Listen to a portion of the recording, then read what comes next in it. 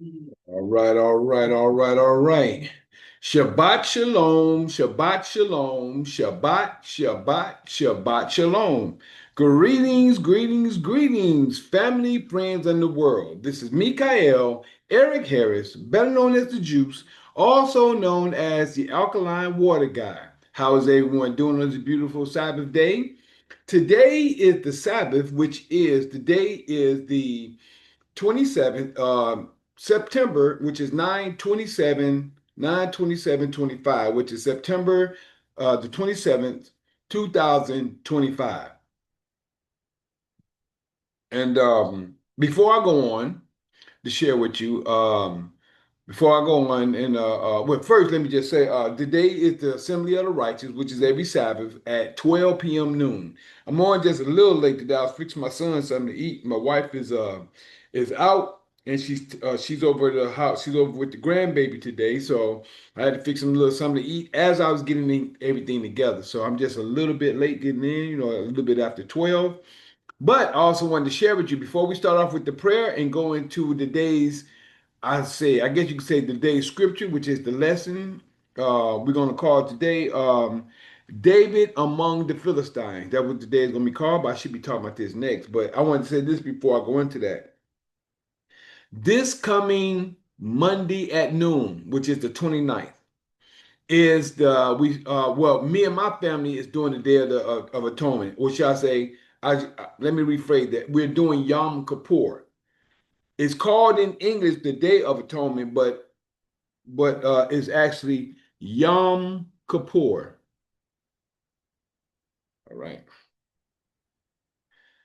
So this Monday, if you go to Leviticus chapter 23, I think in 32, it tells you about we should keep a fast starting the ninth day at even until the evening of the following day, which is actually the end of the evening the following day. Okay, look like I got some people want to come in. Let me check this out real quick. Excuse me, y'all.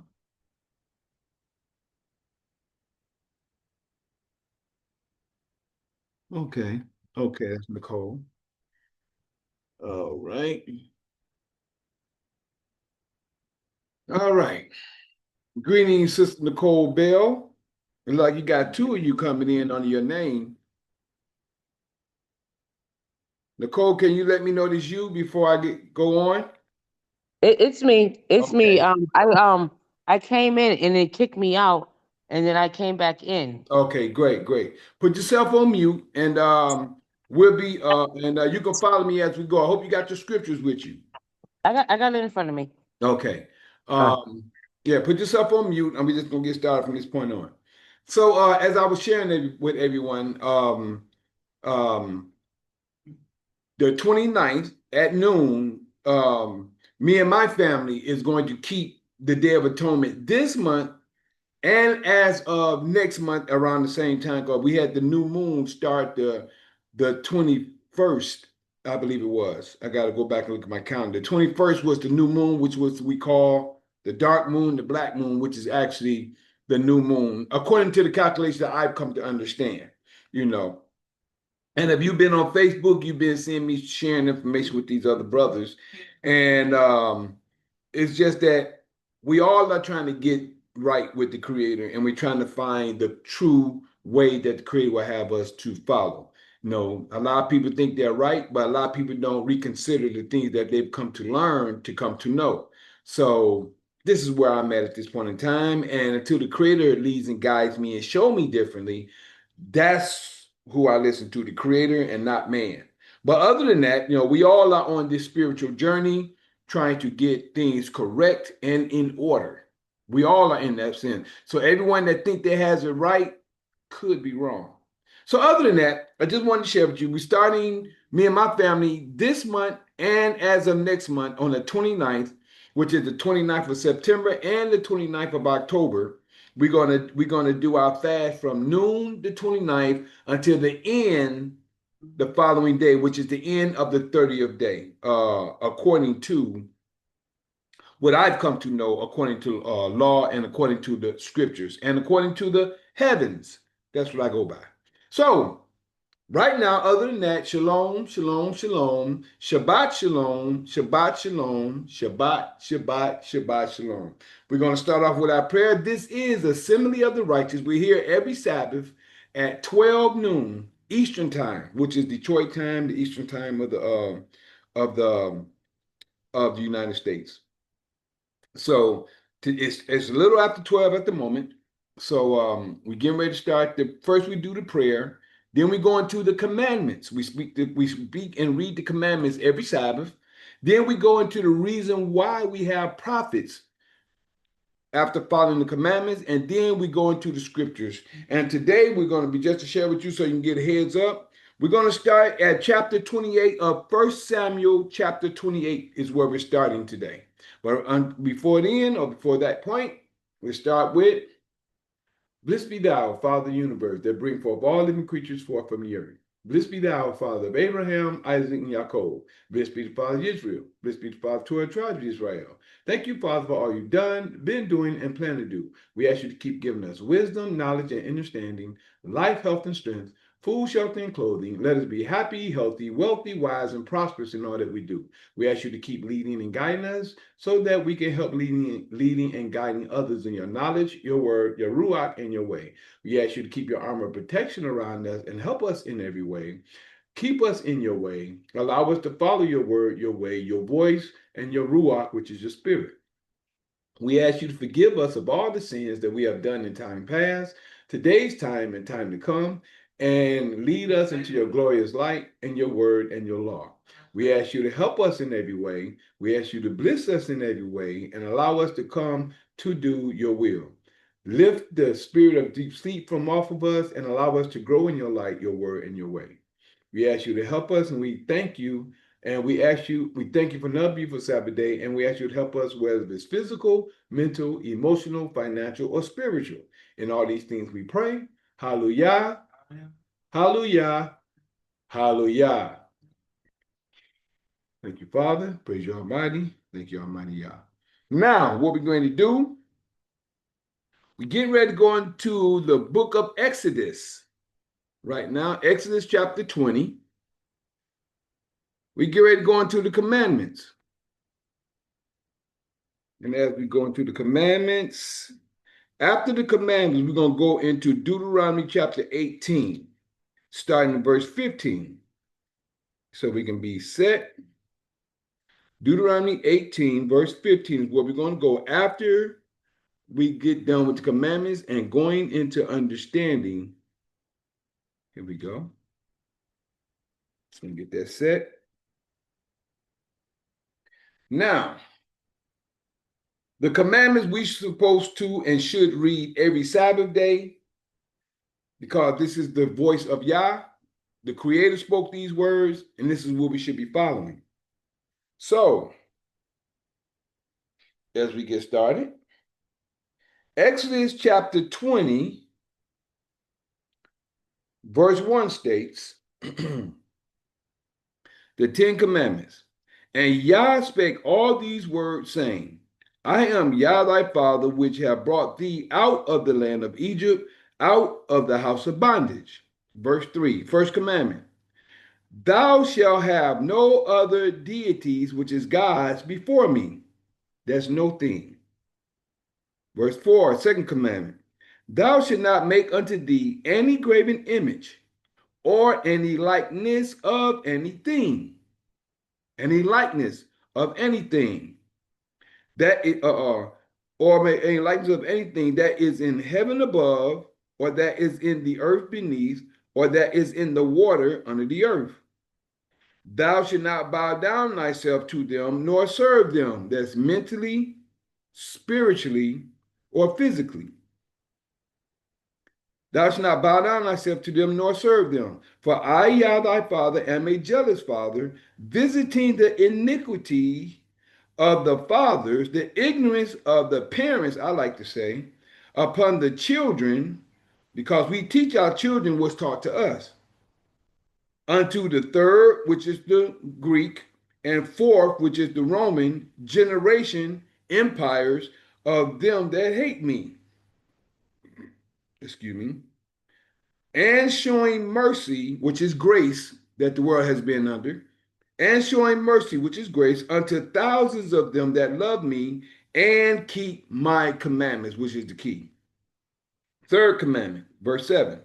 Thou shalt not take the name, which is the law, of thy father in vain. For Yah will not hold him guiltless that taketh his law, which is his name, in vain. The law is the Creator's name. Whether people get that or not, understanding will keep thee. Fourth commandment, verse 8. Remember the Sabbath day to keep it hallowed, which is holy, which is where we at today. 6 days shalt thou labor and do all thy work. But the seventh day is the Sabbath of Yah thy Father. In it thou shalt not do any work, thou, nor thy son, nor thy daughter, thy manservant, nor thy maidservant, nor thy cattle, nor thy stranger that is within thy gates. For in 6 days Yah made heaven and earth, the sea, and all that in them is, and rested the seventh day. Wherefore Yah blessed the Sabbath day and hallowed it. Fifth commandment. Honor thy father and thy mother, that thy days may be long upon the land which Yah thy father giveth thee. And the mothers and fathers could be anybody, and they are the elders, whether people recognize that or not.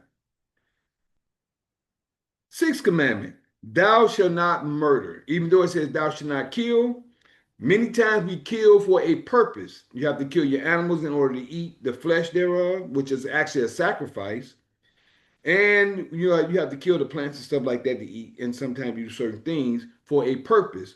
But when you murder, you kill without a purpose. You're taking life without a purpose. There's no purpose behind taking that life. So it says it's actually in Hebrew is thou shalt not murder instead of thou shalt not kill. Seventh commandment, thou shalt not commit idolatry or adultery. Adultery is when a man lay down with another man's woman or wife, which is his woman. The woman is a man's wife. Or when any woman that belongs to a man, no matter how many women it is that belong to that man, if they lay down with another man, it's actually adultery and idolatry.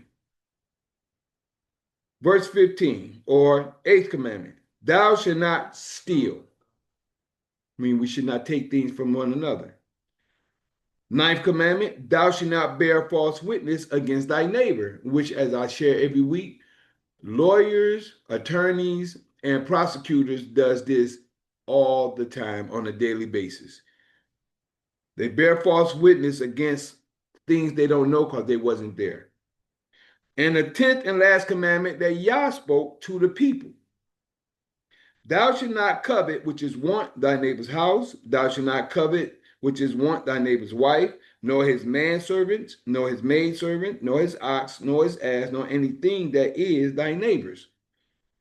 That's the end of the 10 commandments. Then we go into the reason why we have prophets today. So what happened right here in verse 18 states, and in my heading, it's the people's fear. 18. And all the people saw the thundering and the lightnings and the noise of the trumpet and the mountain smoking. As I always say, when you in a house and you hear that thunder and lightning going on outside, a lot of people cut their lights off. They get in the corner or they get somewhere and they sit down. Back in the day when we was coming, they used to say, listen, that's God speaking. When they hear the thunder and the lightning like that, that what our ancestors used to say. But the point is, they in an open field with all that thunder and lightning going off. Then it says, and all the people saw the thundering and the lightnings and the noise of the trumpet and the mountain smoking. And when the people saw it, they removed and stood afar off. They ran away and stood afar off because they were scared of the noise of the trumpet and mainly the lightning and thundering. 19 is your key, and it's going to be the key for 18 that we're going to read in Deuteronomy.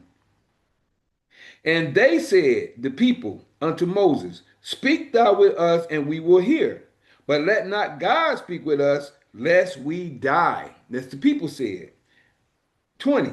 And Moses said unto the people, fear not, Fear not, for Yah is come to prove you. And it has been said, prove all things. Yah has come to prove you, and that his fear may be before your faces, that ye, which is you, sin not. So if this fear is before your faces that you don't sin, it's a reason why we still have sin today. But we'll keep it moving. Verse 21. And the people stood afar off, and Moses drew near into the thick darkness where Yah was, where the Creator was. Now we're going to go to Deuteronomy chapter 18 to go with what we just read according to the prophets, where the prophets, and the reason why we have prophets today. Not one prophet, but all the prophets that came that were spoken in the name of Yah. Deuteronomy 18, verse 15. Get one of these just so y'all have a chance to grab it. Had to make a bowl of fruit for me and my son. That's why I'm just a little bit late getting on.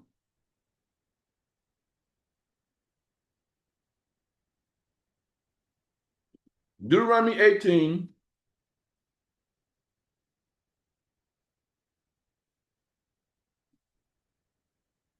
verse 15.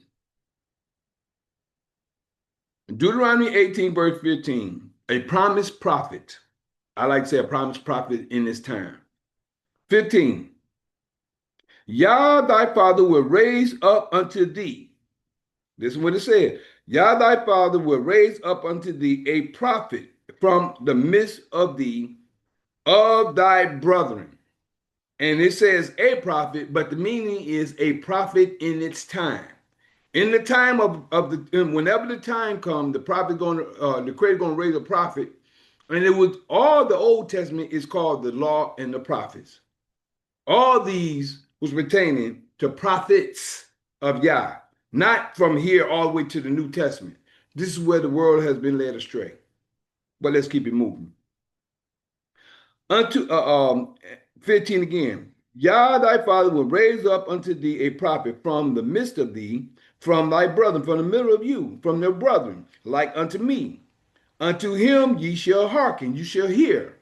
Hear means to do, that's why it says hearken.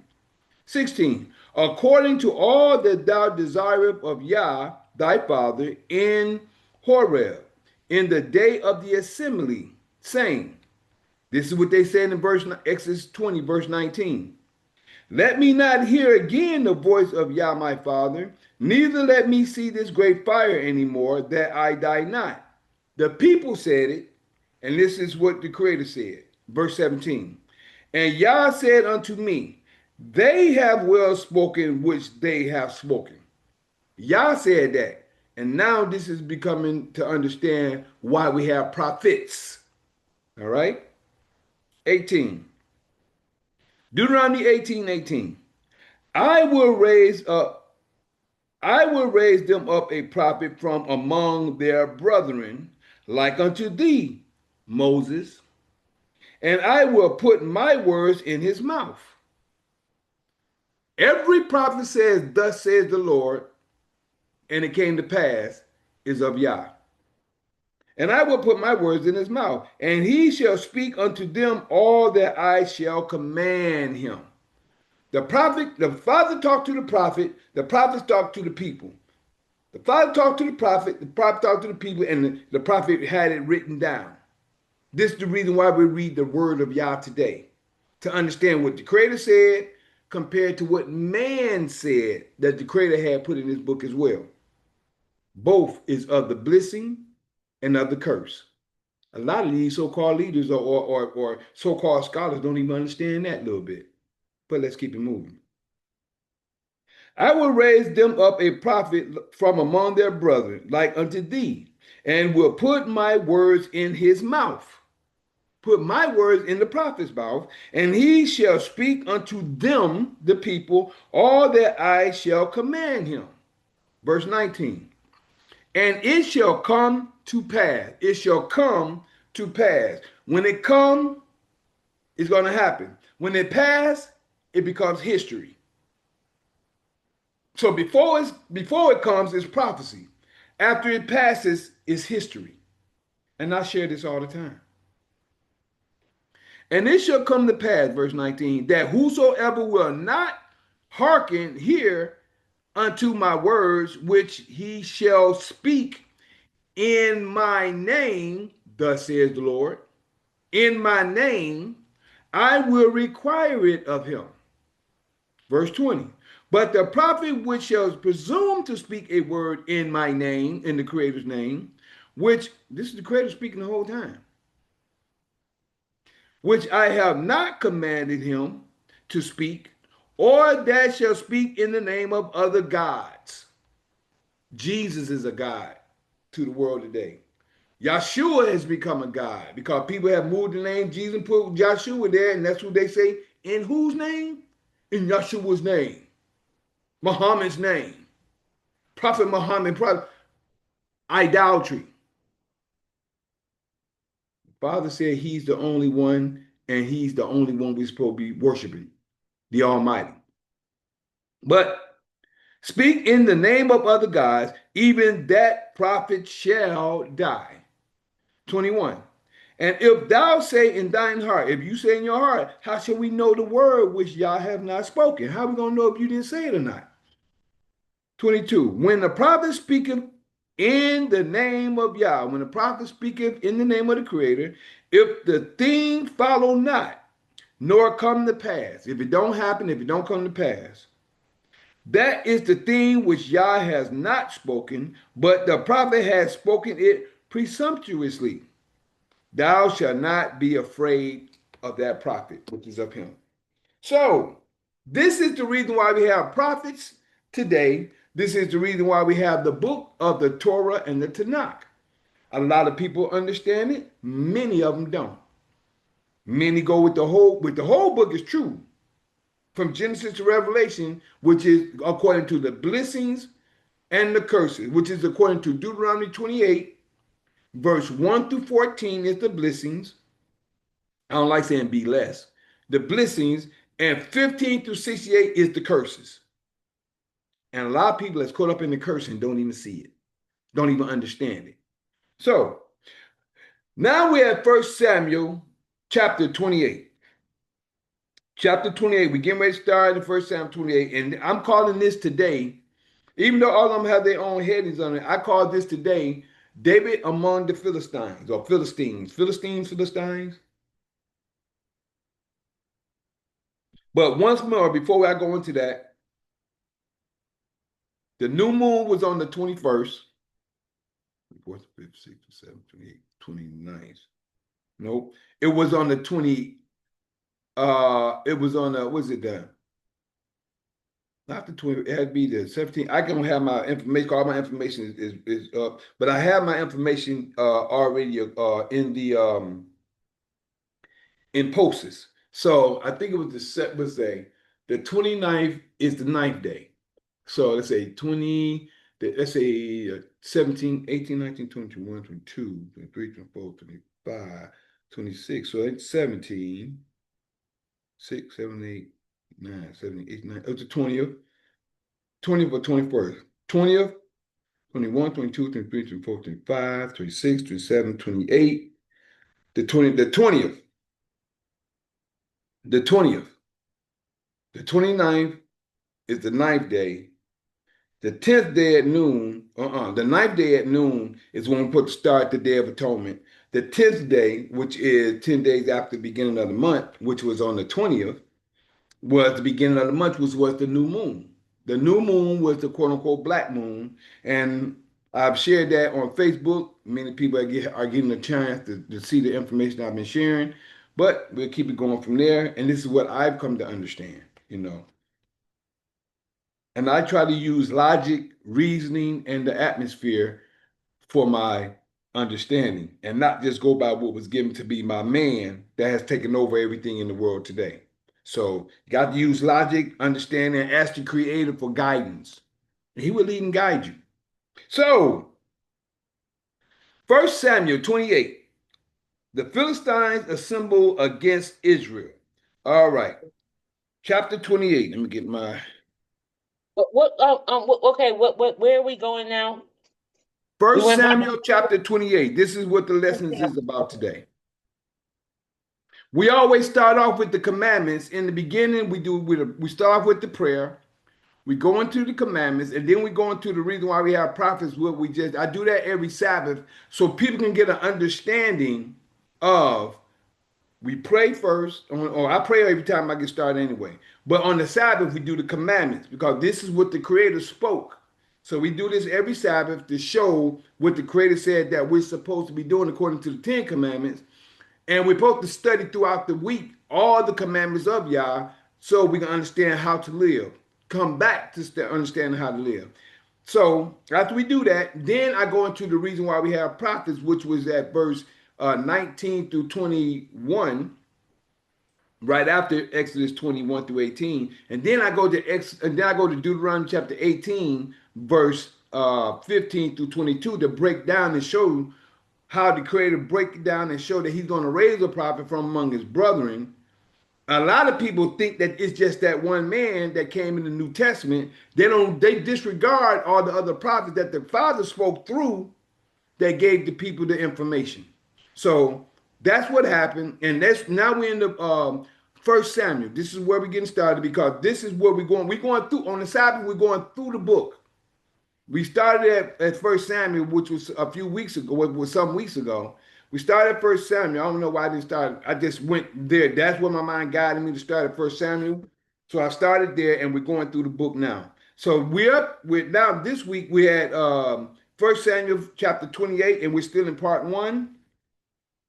So here it says, the Philistines assemble against Israel. Are you there? Let me know if you're there, sis. Yes, I'm here. Okay. Yeah. First Samuel 28, verse 1. The Philistines assemble against Israel. And it came to pass. Remember I said, and it come to pass?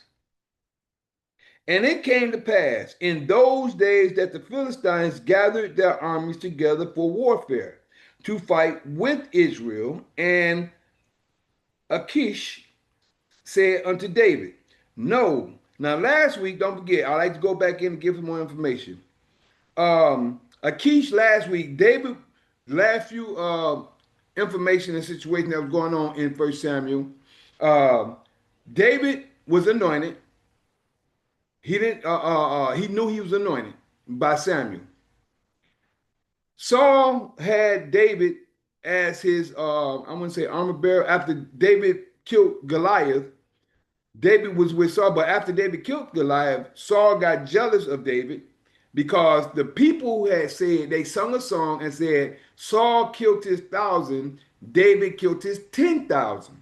From that point on, Saul had been seeking to kill David. But when the evil voice came upon him, when David was around him, he would play on a harp. That the evil spirit that the Creator put on Saul fled away. So now David is in running at this point. Jonathan was a friend to David, and they loved each other like brothers. And Jonathan made a pact with David. Because David wanted to know, he said, I'm innocent. I ain't never done anything. I never done anything. Why is he trying to kill me? So the whole thing is, Jonathan said, well, I'm going to find out what's going on. And what I'm going to do is by tomorrow, I'm going to ask him when you come according to the new moon, right? Which we've been having these conversations on Facebook for the last few days. According to the new moon, when you're supposed to come and sit at the table, David said he wasn't going to be there. He had to go with his family. So Jonathan going to tell him where I told him he can go. Saul got mad and said, and his understanding was, he gonna take the kingdom from you. This is why Saul's name isn't established. It's there to be known, but it's not established as the king of Israel. David is the king of Israel. So I'm just giving you a little synopsis, since you're just coming in, of what has happened in First Samuel when David got on the scene. So now we're at the point where Saul is trying to kill David. So Jonathan told David, I want you to be a certain place in the field, and I'm going to shoot an arrow. Now, if I shoot the arrow by you, that means everything is okay. Everything, he's not trying to kill you or anything. But if I shoot it beyond you, that means flee, because you have to run for your life, because my father's trying to kill you. He ended up shooting it past David, David been on the run since then, and the young man that was with Jonathan went and got the arrows, but he didn't know anything about it. So David been on the run. Now, David could last week it was called last week this was called David spares Saul's life again, or David spares Saul again, right? So, but the whole thing is that David now has come to the one of the kings of the Philistines. David is among the Philistines at this time, right? So by him being among the Philistines, this guy named Achish gives David this city called or this place called Ziklag, Ziklag. So now David is staying there with his people with 600 men and their families. But David went in to start doing the will of the Creator that the Creator told children of Israel to do when they first came into the land. So now Achish think David is on his side. Now we're going to go into the understanding. Let me read just a little bit as we go down. I'm gonna start at verse 9 of chapter 20. I usually do this anyway, but I was getting ready to start in. But since we're here, I'm gonna start at verse 9 and go into chapter 28. So right here, no, let me start at 8. It says, and David and his men went up to invade the Gershites and the Gerasites and the Amalekites, for those nations were of old of the inhabitants of the land.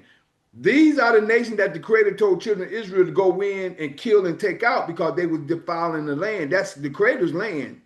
But he told Israel to go in and take the land. And when you go in, kill all these 7 other nations off.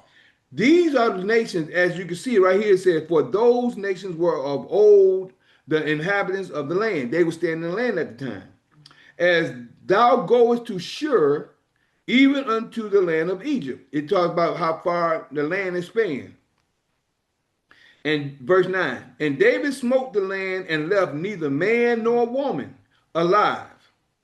He didn't leave man or woman alive. And took away the sheep and the oxen and the asses and the camels and the apparel and returned and came to Achish. Now verse 10. And Achish said, whether have ye made a road? Whether have ye made a road today? And David said, against the south of Judah, which he didn't lie, but he was against the enemies of the Creator who were still living in the land with Judah. This is when we go into history and find out information. South of Judah, and against the south of Yeramelikites, I'm gonna say it like that, and against the south of Kenites. Verse 11, and David said, neither man nor woman alive to bring tidings to Gath. And David saved neither man, meaning he didn't let nobody live.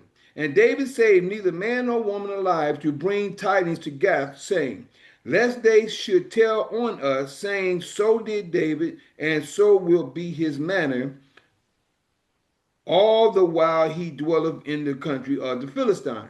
So really what it's saying right here, while David living among the Philistines, he's still doing the work of the Creator. By him doing the work of the Creator said, kill all those other inhabitants out the land, and he gave the land to Israel, which is the 12 tribes. So David is carrying out what was supposed to happen in the first place. But he saved no man and woman alive anyway, because they would have came back and told the king, Achish, of the Philistines, because they invaded and had the land. David came back and told him, David killed our people. He did this. And so he said that to make sure that they don't say nothing, he killing all of them off so they don't come back to the same one that gave him the land of Ziklag. So verse 12 and last verse for 27.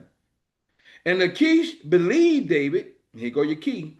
And Achish believed David, saying, he has made his people Israel utterly to abhor him. Now he think David went in to kill the people of Israel. He don't know that David went in to kill the people that the Creator told Israel to kill in the first place. This is how we get understanding of the word as we go through it. And this is history. Again, 12. And Achish believed David, saying, he has made his people Israel utterly to abhor him. Therefore, he shall be my servant forever. So he thinking, okay, I got David on my side. You know, he's a mighty hunter. I got him on my side. You know, so he gonna be my servant forever. He gonna be helping me. He gonna be, he gonna be. That's what his thoughts is, but he don't know what's actually going on. Let me go ahead and get this right here. All right, Mike, don't get started. You hear me? You want to go out there on the front porch? Okay. Sit right there, chill out, or go in the bedroom, or go on the front porch and have a seat. You hear me? Okay. Now, chapter 28. The Philistines assembled against Israel. And it came to pass in those days that the Philistines gathered their armies together for warfare to fight with Israel. And Achish said unto David, know now, let me make sure I get this one. And Achish said to David, know thou assuredly that thou shalt go out with me to battle, thou and thy men. You see that? Now he think he got David on his side.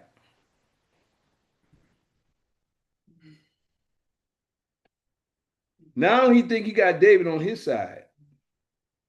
You the Philistine, you my enemy. How you think I'm gonna go against my own people? But you got people do that today. See, I show the comparisons between the daytime and according to scripture. People do that today. People will go against their own people for the enemy. Today. Verse 2. And David said to Achish, surely thou shalt know what and David said to Achish, surely thou shalt know what thy servant can do. And Achish said to David, therefore will I make thee keeper of my head forever. See there? He said to David, therefore will I make thee keeper of my head forever. Number 3. Now Samuel was dead, and all Israel had lamented. Now Samuel was dead, and all Israel had lamented, which is cried for him, and buried him in Ramah, even in his own city. And Saul had put away those that had familiar spirits. Saul had put away those that had familiar spirits. Okay, he put away those who had familiar spirits, and the wizards out of the land. He put them out of the land. I was probably didn't kill them, but he put them away and put them out the land. Make sure I get this right here. That's a quiche. This one right here. And Saul put those that had familiar spirits and wizards out of the land. Now verse 4. And the Philistines gathered themselves together and came to and pitched in Shishim. I like to keep these words. And pitched in Shishim. Shunem. And pitched in Shunem. And Saul gathered all Israel together, and they pitched in Gilboa. They pitched in Gilboa. 5. And when Saul saw the host of the Philistines, he was afraid, and his heart greatly trembled. Mm-hmm.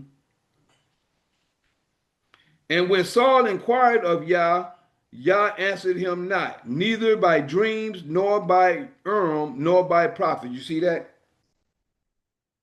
The creator didn't even answer him. Nope. Let me do this one and do this one in pink.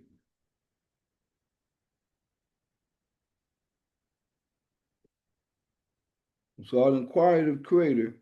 He didn't answer him no type of way at all.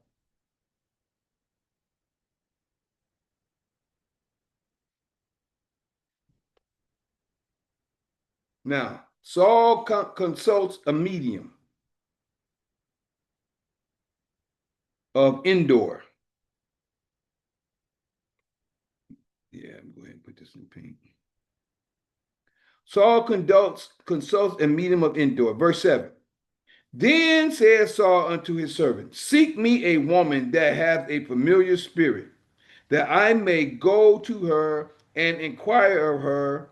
And his servant said unto him, behold, there is a woman that has a familiar spirit at Endor. Circle that 7. Make sure I have this where he said that as well, matter of fact.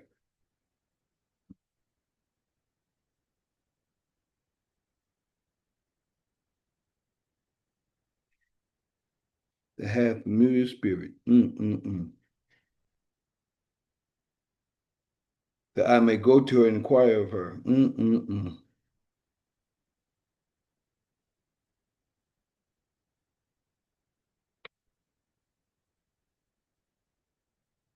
Verse 8.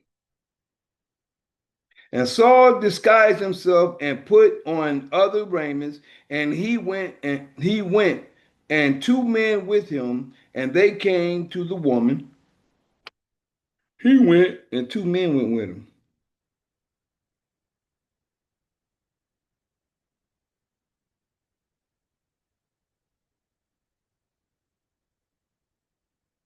Saul disguised himself and put on other raiment, and he went, and two men with him, and they came to the woman by night. By night. It didn't say day. They came to the woman by night. And he said, I pray thee, divine unto me by the familiar spirit, and pray me, and bring me him up, whom I shall name unto thee. Now, this is something I've been sharing. I'm gonna bring it up at a certain point, but this is what I've been sharing. I actually did a post called what is it called? I am that I am, or I am that I am, or just I am. The creator is all things. This is what I try to share with people. And I'm glad this is coming up, and I'm glad this point is coming. Now I can actually go into it at this point in time. Because people need to have an understanding that everything is of the creator. This whole book is of the creator.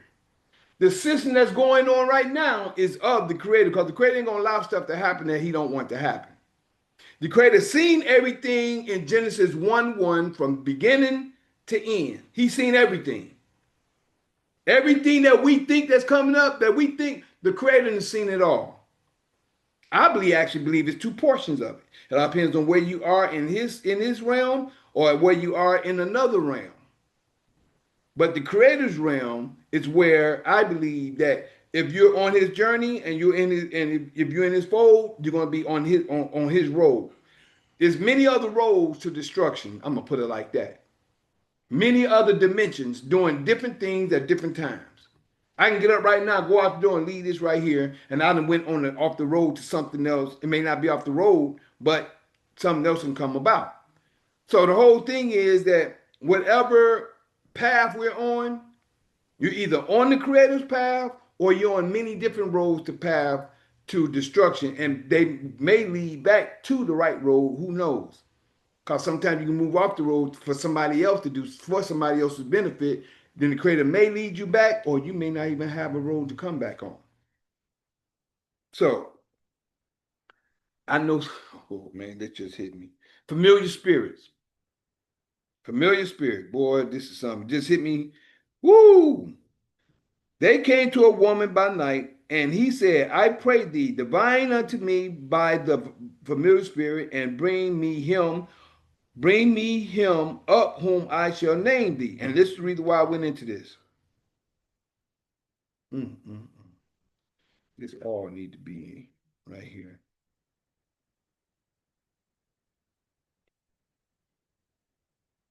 Let me put Saul's words. No, I'm put all his stuff in pink today. Right here, I got it. And he said, I praise thee, divine. All his words gonna be in pink today. Whom I shall name unto thee. And the woman said unto him, behold, thou knowest what thou. And the woman said unto him, Behold, thou knowest what Saul hath done, how he has cut off those that have familiar spirits and the wizards. Cut off those, see? And out of the land. Wherefore then layest thou a snare for my life to cause me to die? See? Now she's saying that she now you know that Saul did this. You can set a trap for me, right? Verse 10. And Saul swear, and Saul swear to her by Yah, saying, as Yah liveth, there shall no punishment happen to thee for this thing. Saul said this. Here's in for this thing. Then said the woman, whom shall I bring up unto thee? See? And he said, bring me up Samuel. And he said, bring me up. In fact, just so I know where it's at. Bring me up Samuel. And I'm going to show y'all something in a few seconds. And when the woman saw Samuel, she cried with a loud voice. I'll get back to the woman. She cried with a loud voice, and the woman spake to Saul, saying, why hast thou deceived me? For thou art Saul. And when the woman saw Samuel, she cried with a loud voice, and the woman spake to Saul, saying, why hast thou deceived me? For thou art Saul. And the king said unto her, be not afraid, for what sawest thou?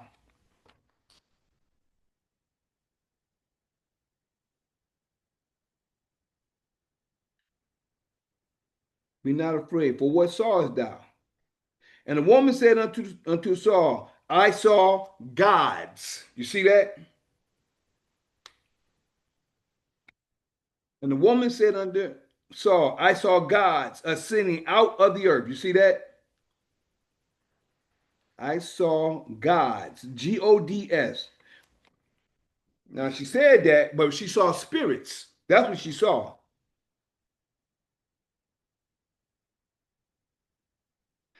And remember what I just got to tell you. I am that I am. I said everything is of the Creator. All those spirits are of the Creator.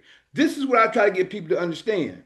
She said, I saw gods ascending out of the earth. 14. And he said unto her, what form is he of? And she said, an old man come. Look at it. Listen at this. This is what I want people to understand. This point right here. An old man cometh up, and he is covered with a mantle. And Saul perceived, you see that? And Saul perceived it was Samuel.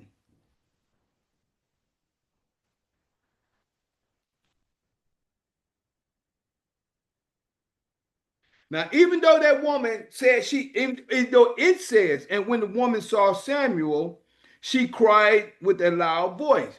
Ah! You know what I'm saying? She cried with a loud voice. And then Samuel said, well, what was thou afraid? King asked her, be not afraid, for what thou saw, what sawest thou? And the woman said unto Saul, I saw gods ascending out of the earth. And he said unto her, what form is he of? Let me sure I get this. What form is he of? What form is he of?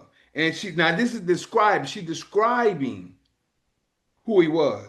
And she said, an old man cometh up, and he is covered with a mantle.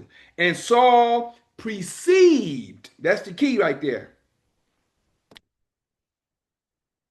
I'm going to do it like this. And Saul perceived it was Samuel. Now, let me share something with y'all real quick. This is the reason why I'm glad I'm at this point right here. The reason why Saul perceived it was Samuel, he thought it was Samuel, but it wasn't nothing but the spirit of Yah. It was the spirit of Yah, but the point is he perceived it was Samuel. He couldn't say if it was Samuel or not. She just seen a figure that looked like Samuel, being the spirit of Samuel, but that spirit belongs to the Creator.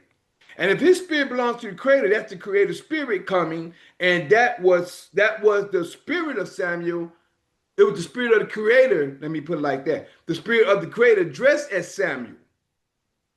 If you understand what I'm saying. So, in I am that I am, what I shared in that clip was that it was a woman. Me and her was having a conversation. I brought her to understand that she had a conversation. She said her son was going through something, and the spirit of her ex-husband came upon her. She wasn't scared of anything, but she would felt comfortable. It was a spirit of her. I don't know if it was she could see it or she just felt this presence of this spirit. And she said, well, go check on our son. Our son needs you. Whatever she said. And she felt the spirit leave to go check on this. Now, this is real life. This is the reason why I came up with. Remember, now, Nicole, I was telling you earlier that I let the spirit guide me in conversation. This is what came up out of that. That's why I called it I am that I am. So, and when I say the creator is I am that I am is I am all things to you, whatever you think it is. When somebody died and you see a butterfly, oh, that was my father or my mother or my uncle. When you see a dog, a cat, or all that's the creator's presence. That's the presence of the creator showing you what you need to see to give you confirmation that you can understand. People don't even understand what I'm sharing right now. But that's exactly what the creator do. He gives you something for you to understand, to perceive what he's saying or what he's trying to show you. And this is what happened with Saul, that he perceived that it was Samuel. By him perceiving it was Samuel, he thought it was Samuel, but that was the creator. And he stooped with his face to the ground and bowed himself, right? Now, Saul's greatly distressed, verse 15. Now, that was the end of 14. Verse 15, Saul is greatly distressed. 15, verse 15. And Samuel said, which was the spirit of Yah, and Samuel said to Saul, why hast thou disquieted me to bring me up?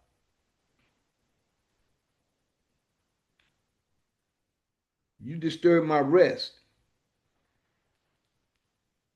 Why hast thou disquieted me to bring me up? And Saul answered, I am sore distressed. And Saul answered, I am sore distressed, for the Philistines make war against me, and Yah is departed from me, and answereth me no more,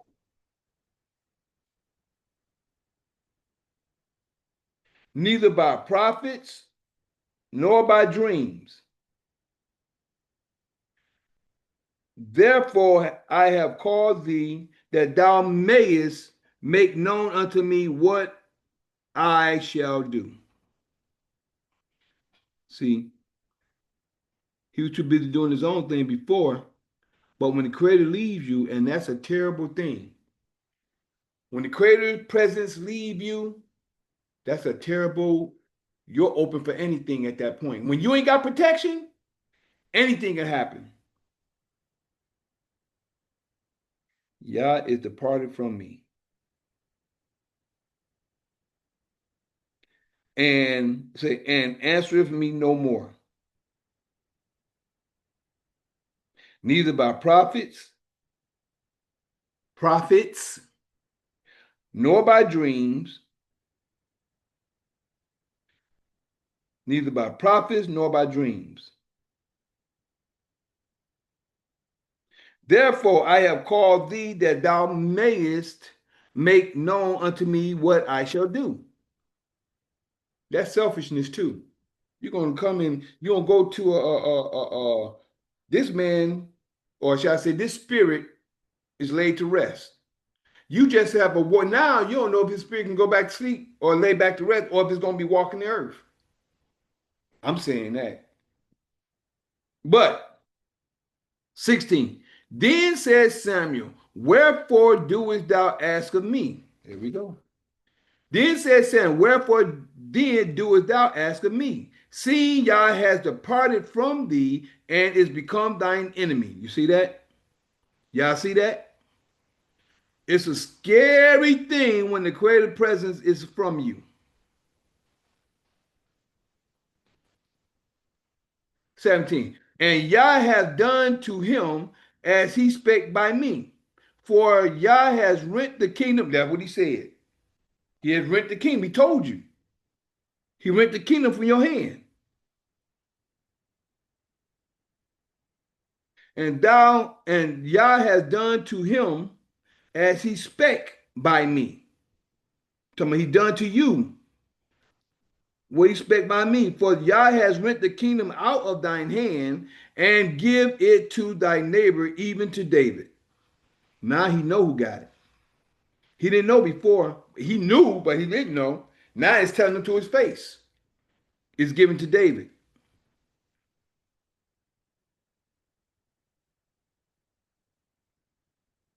He has rent the kingdom out of thy hand and given it to thy neighbor. He said thy neighbor. He told him to give it to, but he didn't know what neighbor before. But he perceived, he knew it was David after he heard them people saying, Saul has killed his 1,000, and David his 10,000. He knew right then. Oh man, he's the one. 18. Because thou obeyest not the voice of Yah, not. Oh, let me rephrase that. Verse 18 again. Because thou obeyedest not the voice of Yah, nor executed his fierce wrath upon Amalekah. Therefore have Yah done this thing unto thee this day. You see that? The Creator did it. He can't do nothing. What can he do? This Samuel talking the spirit of Samuel talking the whole time. And there's a reason for everything. And you see it's right here, it says, because obeyed not the voice of Yah. And this is why I keep trying to tell people. People don't understand. The prophet spoke in the name of Yah, in the name of the Creator. So when the prophet speaks, listen to what the prophet said, because just not only the 10 commandments and in the first 5 books, you got also the prophets that spoke in the Creator's name is still from the Creator. And this is what they don't understand. Oh, we just read the law. We ain't into the prophets. The Creator spoke through the prophets. He spoke through the prophets because he spoke the law, what he said and he put down. And then he said he also, everything is of the law, really, if you look at it. Because when the Creator spoke through the prophets, that's law. Anything come out the word of the mouth of Yah is law. And people don't even get it. So, oh, I'm just reading the prophets, the law, the Torah. I'm just in the Torah. I'm not in the Torah and Tanakh. I don't read them. They go to show how much they know. This goes to show how much people really think they know, especially all these so-called leaders and Hebrew scholars, and they don't know what they think they know. They don't study enough to understand. But, hey, I ask the Creator for wisdom, knowledge, and understanding to know his word, to share the word, to give it. It's up to you to accept it or reject it. And I'm going to tell you again, as I always say, I don't know it all. I'm still learning, but what I come to know, I stand on. And if you can show me differently, I will turn to understand it the way that you're sharing me. And I'm going to see it and ask the Creator to give me understanding to it as well. And if I give understanding if I have understanding to it, I'm gonna let you know. And if I'm wrong if something I don't know, I'll tell you I don't know. And I will ask you, well, then tell me your thoughts of understanding. And we did this with this moon situation. The last few days, I even asked these 2 brothers, I ain't gonna put their name out here. Asked these 2 brothers, I said, well, bro, just give me your understanding, because if this is supposed to be the new moon, or if this is supposed to be the new moon, let me have an understanding. So they gave me an analogy, and I started to see, well, the analogy you give me is in the middle of the process. The analogy you are giving me is in the middle of the process. That's not the beginning of the process. And like I said, It's all in on Facebook. We're having a conversation back and forth, but I go with the knowledge that I come to know. And if I'm wrong, I will tell you I made a mistake. I can check this out. I'm still learning.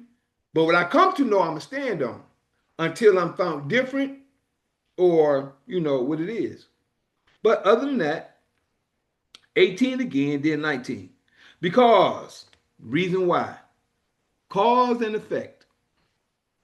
Because thou obeyedest not the voice of Yah, nor executed his fierce wrath upon um, Amalek, Amalek. Therefore have Yah done this thing unto thee this day. Moreover, Yah will also deliver Israel. Okay. Moreover, he tell them what's going to happen. Moreover, since you want to know, moreover, Yah will also deliver Israel with thee into the hand of the Philistines. You see that?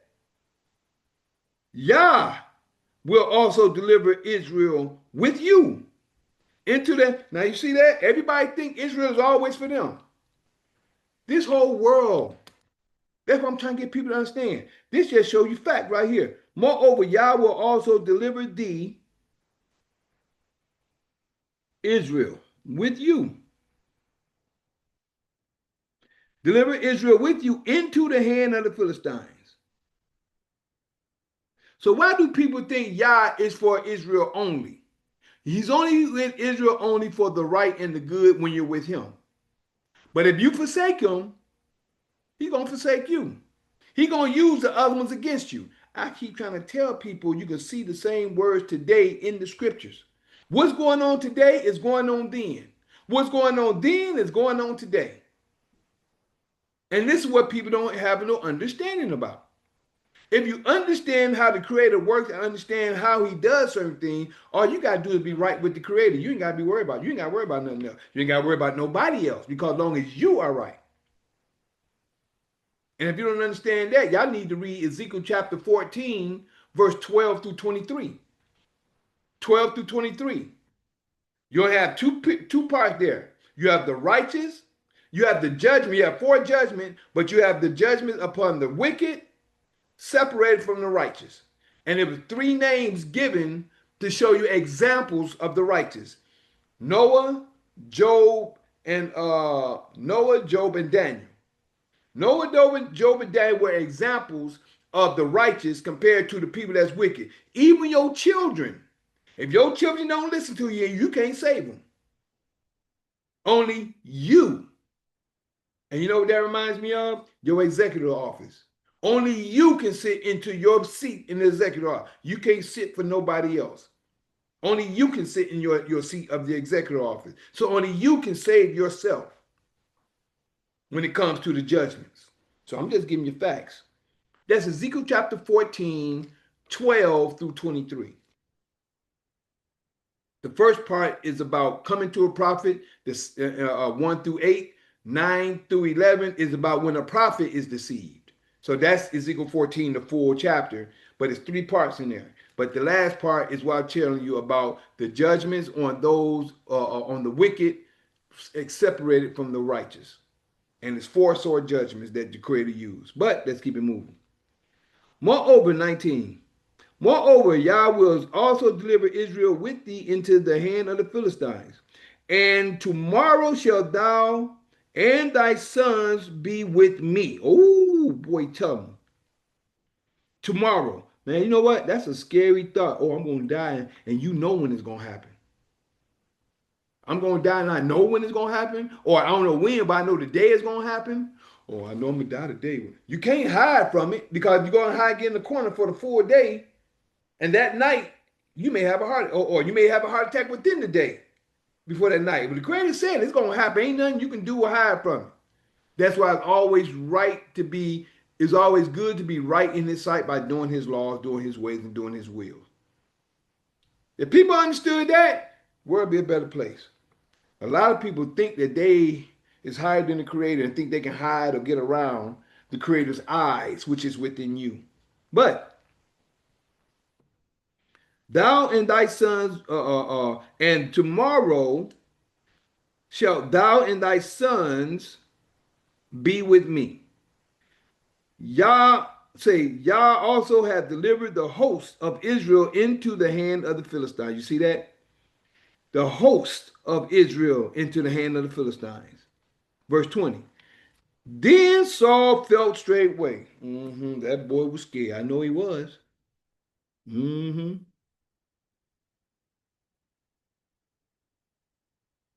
But he knew what was going to happen.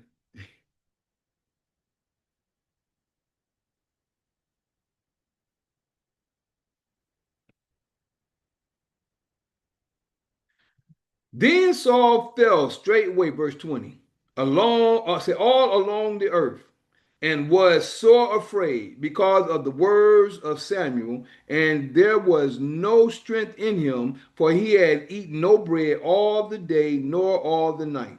He was, well, you might as well say he was fasting. He could have ate, he was the king.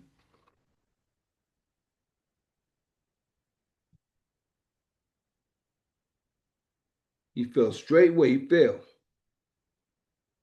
all along the earth, and was so afraid. He was so afraid because of the words of Samuel. There was no strength in him, for he had eaten no bread all the day, nor all the night. 21. Remember, that was the night. That night is when he came to see that witch. 21. And the woman came unto Saul and saw that he was sore troubled, and said unto him, Behold, thine handmaid has obeyed thy voice, and I have put my life in my hand, and have hearkened unto the words which thou spakest unto me. Now, therefore, I pray thee, hearken thou also unto the voice of thy handmaid. Now, this is the woman. She's trying to butter him up. And let me set a morsel of bread before thee, and eat, that thou mayest have strength when thou goest on thy way. Trying to butter him up because you know that he's going. He not a man of his word, because he kept telling David he wasn't going to kill him or whatever, and he kept chasing him. But now this is where he at. But he refused and said, I will not eat. But his servants together with the woman compelled him, and he hearkened unto their voice. So he rose from the earth and set upon the bed. Yep, he refused to eat. Let me get this back to him.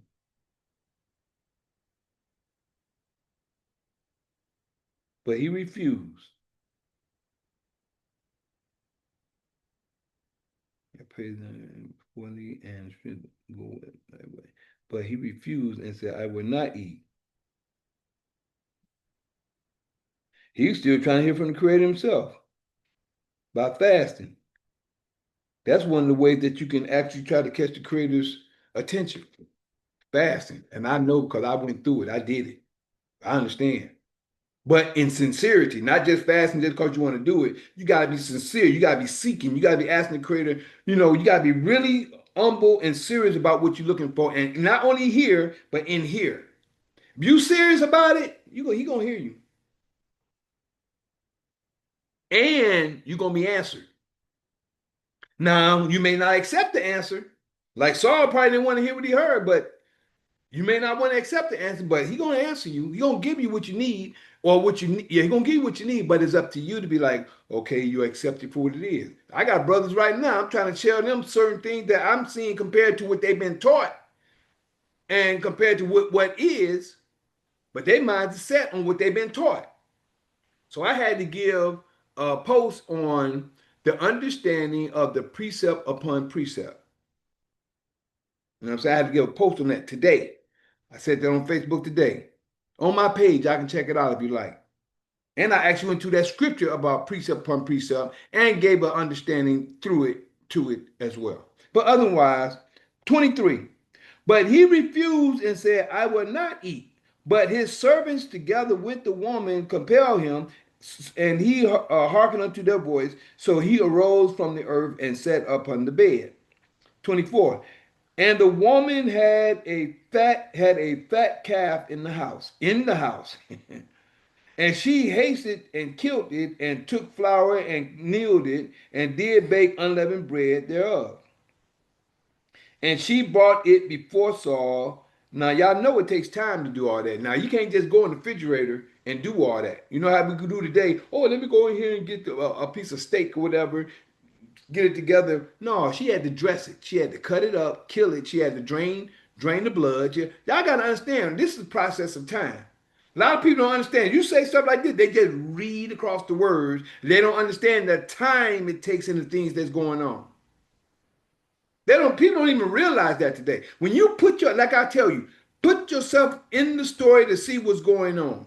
When you put yourself in the story, you can kind of understand. Okay, she had to cut the throat, halal style. I mean, you had to cut that main artery, that main vein. It had to drain, and after it drained, then she had to dress it, which is undress it. I mean, cut the hive off. Then she had to cut the pieces up. Then from there, she can go. She can be while she's doing that, she getting the stuff hot and everything to cook on. But while all this is going on, she got to do that. Then she making bread and everything else. So this is taking some time. But he's sitting up thinking. Y'all know how it is when you're thinking on something. You got time to sit back and observe and think on something that you don't know what's gonna happen. Again, verse 25 now. And she brought it before Saul and before his servants. And they did eat. Then they arose up and went away that night. All right. This is the end of part one. This right here was Saul,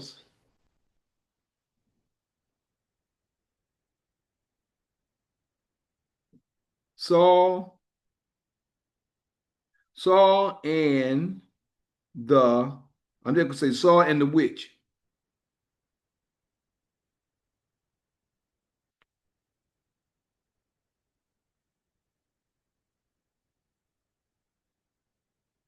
Saul and the witch. I'm just gonna put that right here. So sometimes I like to have um portions that I can go and I go to. I turned on that page. Okay, it's right here. Because sometimes I'll be looking fast, and I'll be running past stuff. So Saul and the witch, and that's the end of 28. We getting ready. This is the end of 28 and the end of part one. We getting ready to go into part two of David among the Philistines.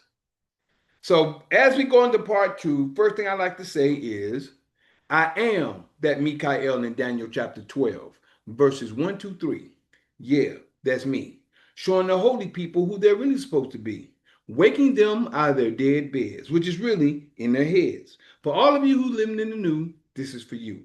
I'm the same Mikael in Revelations 12, battling that red dragon where Satan dwell, who deceiveth the whole world but prevaileth not, because the horn is blown without a doubt. This was prophesied for you to see that Mikael is really me.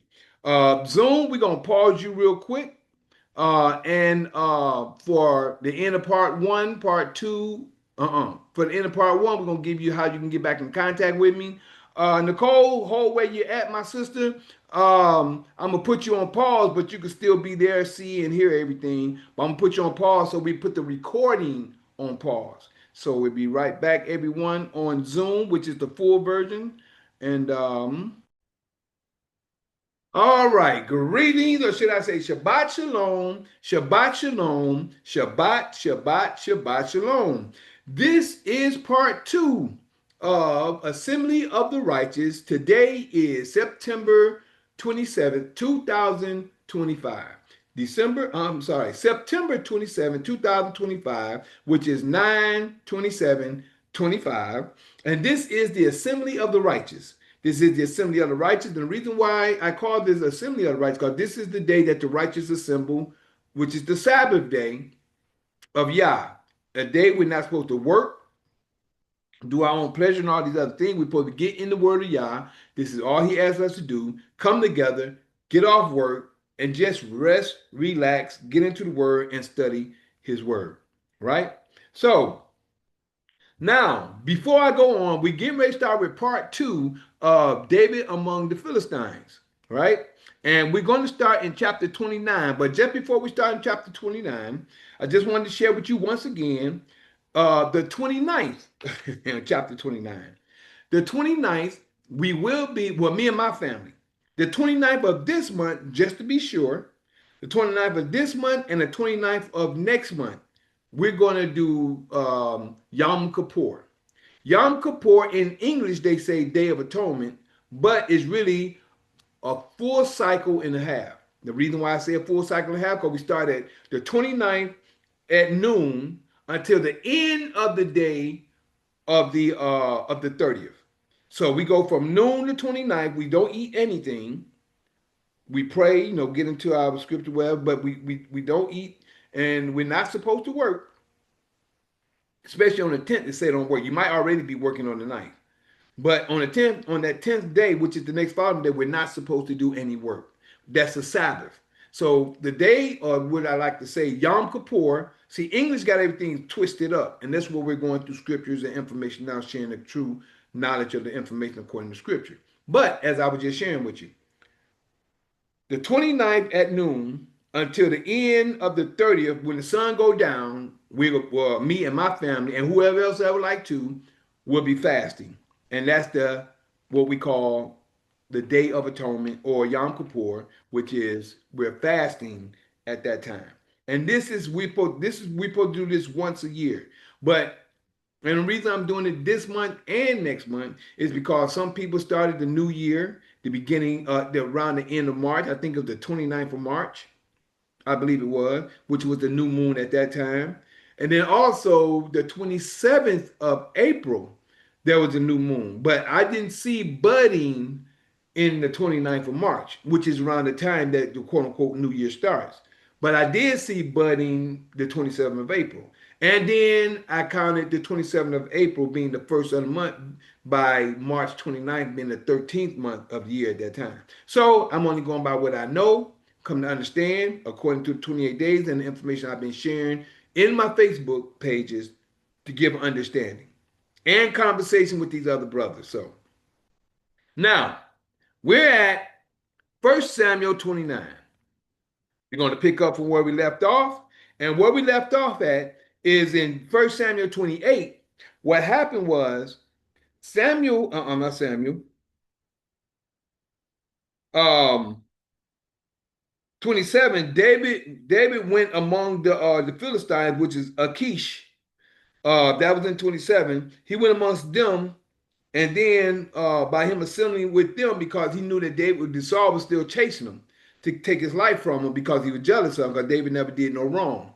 So what happened is that in chapter 28, the Philistines assembled together. They came with a great host this time. Now they know David on their side. They thought David was on their side, but David was going into Judah, killing the ones that the Creator said that's over here in 27 in verse 8. He killed the Gersites and some of the inhabitants of old that the Creator told Israel to take out of the land. So David went in to get rid of them. When David got rid of those and everybody of the land in Judah that was of old, of the Gershites, the Gizrites, the Amalekites, there's three of them that was in the land. And it goes from Shur even to Egypt. That's 27 and 8. David was going in killing them off. So when he came back to Ashish, he said, "Oh, I went down there to Judah to kill these people off, right? To kill these certain people." So he said, "Oh, he killed his own people off." This was the Achish said. "Oh, he killed his own. Okay, yeah, yeah. So he gonna be my servant forever," because he knew David was a warrior, right? Not knowing David was doing the will of the Father from what the Father said in the time of old. We're supposed to get rid of all these other nations in the land. So that's what David was doing. They didn't know it.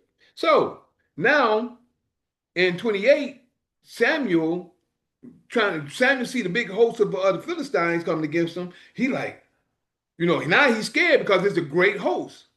A great host, a great many people. So he got scared and he said that that he was trying to seek the Father by prophets, by dreams. What do you say? Say he was seeking the Father by prophets, by dreams. And so and Saul had put away. He put away the wizards and everything out the land. But now he's seeking. He's searching for them. So I'm trying to say all the ones that he put away, and I didn't. I did underline them at a different point. Oh yeah. He said he didn't answer. This is verse 15. He didn't. That the credit departed from him, and he answered him no more. Neither by prophet nor by dreams. And there was another one. He said nor by prophet dreams, and it was something else because he said there's something that the priest used. Now, see, this is the reason why I underline certain things. So when I go back to those certain points,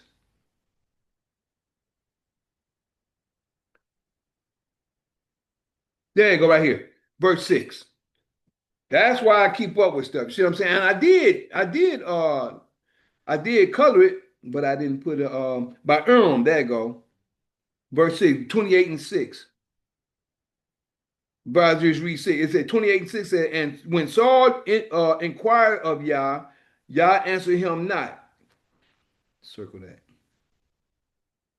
Neither by dreams, Urim, or prophets. See, the Urim was what I missed. That's what I knew was the third one. Urim, nor by prophets, right? So the creator wasn't answering them, so he seek for a witch, you might well say. He consult a medium, a witch, right?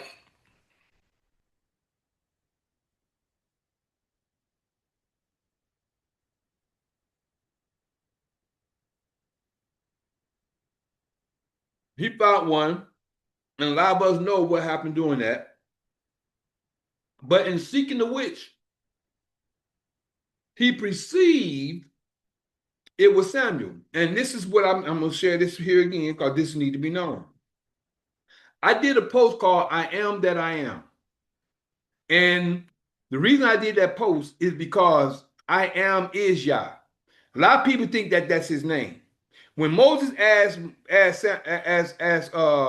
Moses asked the Creator, "Well, if you send me to the children of Israel, who shall I say send me?" He said, "I am that I am have sent you," and it didn't mean I am is his name. It meant I am all things to you. That I reveal myself to you as. And like I was saying, this woman, like I was saying in part one, and in that post, this woman son was going through something. And I don't know what it was, I forgot what it was. But she said the spirit of her ex-husband came upon her. She knew it was there. I don't know if she saw it or she just knew the presence of the spirit. And she said that she didn't get scared of nothing because she said she wasn't scared of nothing. She didn't feel it wasn't an evil spirit. It was a spirit. It was a presence there. And she said she felt she thought that was her husband, her ex-husband. So she said, go take on our son and this and that. But then she felt the spirit leave, the presence of that spirit leave. And what I explained to that lady was, that wasn't your ex-husband, nor what you think. I said, that was the spirit of the creator. Then I went into there to break down and show her what I am that I am is. Then to show her that the creator is all things to you. And I also went to share that. So a lot of time when people lose a loved one or something happens, they see a butterfly, they see a bird, they see a cat, they see a dog. They just have a presence of something. Oh, that was my uncle. That was my mother. That was my daddy. That was my this. That was my that. That what they think. But that was only the presence of the creator letting you know that they was all right or whatever it is that they wanted you to know from that point. That he wanted you to know from that point. So this is what I try to give people in intuitive understanding of the creator and the spirit of Yah, the spirit of the creator. Because the creator is over all things. So when the witch or the woman saw that she seen Samuel, she screamed. Then Saul perceived it was Samuel. And Samuel asked a question in the conversation, why have you disquieted me? But it wasn't Samuel, it was the Spirit of Yah. And the Spirit of Yah does all things in decent and order for you to understand what he needs you to understand through him. So that was the Father speaking to him in the presence or like Samuel. So now, and that all happened in chapter 28. Now we're in 21st Samuel chapter 29. I always like to give a little interlude to go right into where we're going. So when anybody read, they can give a small understanding if they decide to go back to read for themselves. So, and this is how we study to know to grow. When you study to know, you know to grow, to understand where you are. A lot of people just read through the words and be over and can't come back and tell you nothing. They can probably tell you a certain point, but they can't give you the descriptions and understanding what they're into because they just read over words. They're not understanding, not putting themselves in the story. This is how you get good understanding. So now, 1 Samuel chapter 29. This is part 2 of David among the Philistines. The Philistines distrust David, okay? Now they distrust David. First, he's going to make David his head. He's going to work for me forever. Verse 29, verse 1. Now the Philistines gathered together all their armies to Aphek. Aphek. Aphek or Aphek. Aphek. And the Israelites pitched by a fountain which is in Jezreel. All right.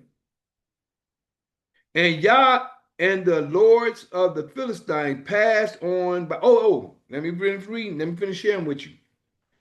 In Saul's asking of what he should do, the spirit of Samuel, that played Samuel, told him that the Creator is going to, he said, verse 19, moreover, Yah will also deliver Israel with you into the hand of the Philistines. See, what I want to share with you is this. The people of today is talking about, I'm Israel, I'm Israel. I'm an Israelite. I'm this and that, and this is Israelite. I'm Judah, I'm this and that. But if you ain't doing right by him, he'll still deliver you up to the enemy. And this is what people got to understand. They think just because they come to understand Deuteronomy 28 of the curses and come to start living and start not living, but start understanding that they are Israel, don't mean that you're right by the things you do. That's why you got to start getting back to the law and understand the Creator's word, the Creator's voice, and the Creator's law. Then go through his prophets to see what he said that was going to happen if they didn't keep his commandments or if they do keep the commandments. And getting an understanding as well, because there's a lot of things in here that's hidden from the average people who think they read.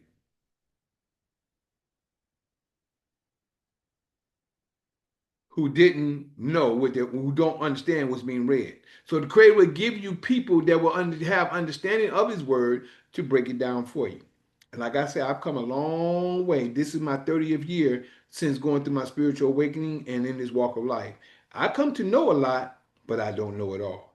I will tell you that. I always say that, and let's keep it moving.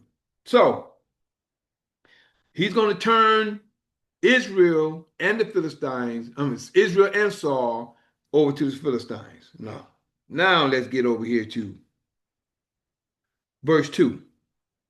And Yah and the lords of the Philistines, here we go. And the lords of the Philistines passed on by hundreds and by thousands. They passed on by hundreds. They passed on. I wonder what they passed on by. Probably just the passing of them. And by thousands. But David and his men passed on in the rearward with Achish. They was in the back with Achish. Verse 3. Then said the princes of the Philistines, what do these Hebrews here? What do these Hebrews here? And Achish said unto the prince of the Philistines, is not this David? And Achish, he's the king, said unto the princes of the Philistines, is this not David, the servant of Saul, the king of Israel, which has been with me these days? or these years, and I have found no fault in him since he fell unto me unto this day. See that? This is how the Father puts you in favor with your enemies. You put him. I have Keish. I'm gonna have him in green. Yep, I'm gonna put him in green.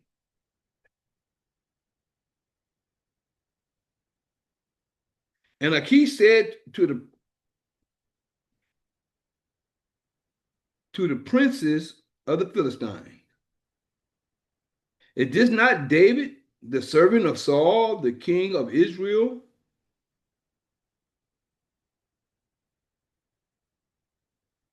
which hath been with me these days? So I think David was over there with him for about 2 years.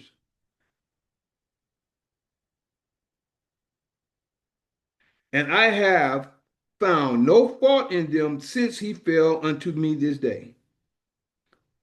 Up until this day, I ain't found no fault in him. So what y'all talking about?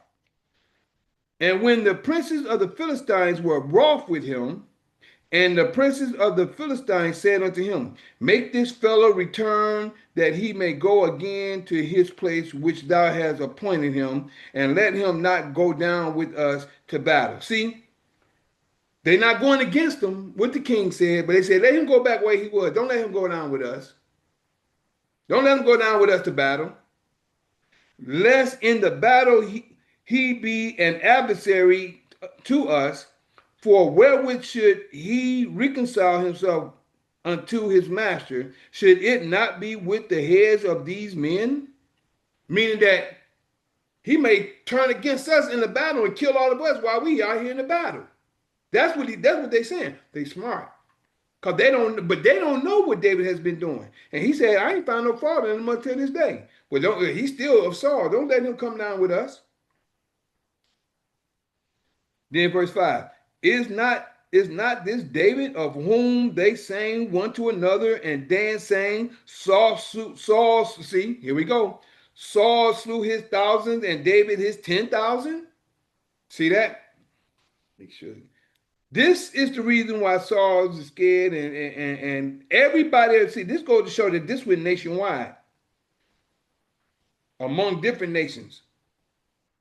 When he killed their head chief or their head man, which is Goliath, that went nationwide amongst all the people. Achish said, then Achish dismissed David. At least he listened to his men on that point. Let's get through seeing what's said. Verse 6. Then Achish called David and said unto him, surely as Yah liveth, thou hast been upright, and thy going out and thy coming in with me in the host of this good man. Let me get this. And Achish called David and said unto him, surely as Yah liveth. Now y'all see how everybody believe in the Creator? Even the Philistines believe in the Creator. They even say Lord liveth and stuff like that. Everybody have their quote unquote God, as you could say. But he says, surely as the Lord liveth, thou hast been upright, and thy going out and thy coming in with me in the host. Say, in the host is good in my sight. For I have not found evil in thee since the day of thy coming unto me unto this day. He haven't found. That's why you never know. You never know who's going on, what's going on around you. Not saying that on David's behalf, but saying it on the enemy's behalf, but he don't know what's going on. And same thing with you. You'll never know what's going on with somebody else, because if you don't know the full intentions of some people, all you know is about what they show you. And now I understand that point, not just now, but when it said don't let your right hand know what your left hand doing, that's like a parable of what's going on at this point right here. For I have not found evil in thee since the day of thy coming in unto me unto this day. Nevertheless, the Lord's favor thee not. See there?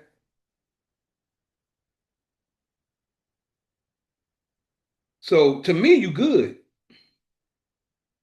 But I'm not gonna go against my men that fight for me.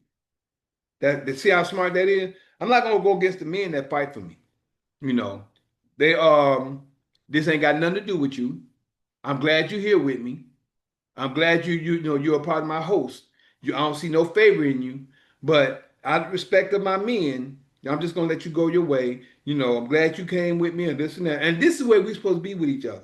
Some people don't know how to take I wouldn't say corrective criticism, but some people don't know how to take, okay, well, we ain't gonna do this now, we just do it later. There's this, you know, some people don't, I can't even get the word for it right now. But some people don't even know how to take that, you know. And then some people get upset. Oh, you don't want me to come with you? Oh, I gotta be like, okay, I appreciate it. That's me. That's the spirit I got. Oh, you don't want me to come? You know how these people are. People of the world today. That's how they act. Wherefore, now return and go in peace. You see that? Wherefore, that's what he telling him. He ain't trying to say, well, I'm going to. He ain't turned against David. He said, well, wherefore? Verse 7. Wherefore now return and go in peace, that thou displeasest not the lords of the Philistines. That thou displeasest not. Well, they don't trust him, but he the king, and I guess what they say, they must know trust his, they have to trust his word, he's the king. Verse 8. And David said unto Achish, but what have I done? He said, what have I done? He's just asking a question, making himself look good. You see that? And David said unto Achish, but what have I done? And what hast thou found in thy servant, so as long as I have been with thee unto this day, that I may not go fight against the enemies of my Lord the king? That's his way out. You see that? That's how you play stuff. Now that's what I mean by being in the story. He never wanted to kill Saul in the first place because he could have killed him twice. And if y'all been, well, for those who've been, Nicole, I know you just getting with me. For those who have been seeing the story, two times he could have stuck him to the ground with his own spear, stuck it straight through him to the ground, got through his whole camp and everything, was right over him, could have stabbed him right there and pinned him to the dirt. They said, "Don't kill him; he's the Lord's anointed." The second time he came in a cave to take a crap, to pee, or to go to sleep, one or the other. We was coming across that last week or the week before last. And in one book, this brother that was reading, he said he went in the cave to relieve himself. Well, I'm like, well, if he was in the cave to relieve himself, he had to easily be taking a crap or do a dump.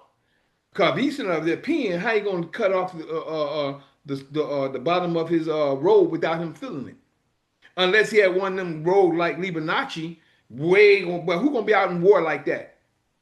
So I thought when in my book it said that he had to go in the cave to cover his feet. To me, cover his feet, he must lay down for a minute to get some rest. That's what I thought. So, but these books say different things. But the whole point is he went in a cave. David cut his witch column. His men was on the side of the cave. They all was in a dark. The cave was dark.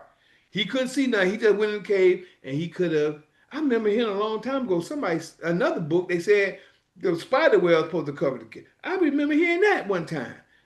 Man, all these different stories from these different books. I remember hearing that, but I forgot how it was.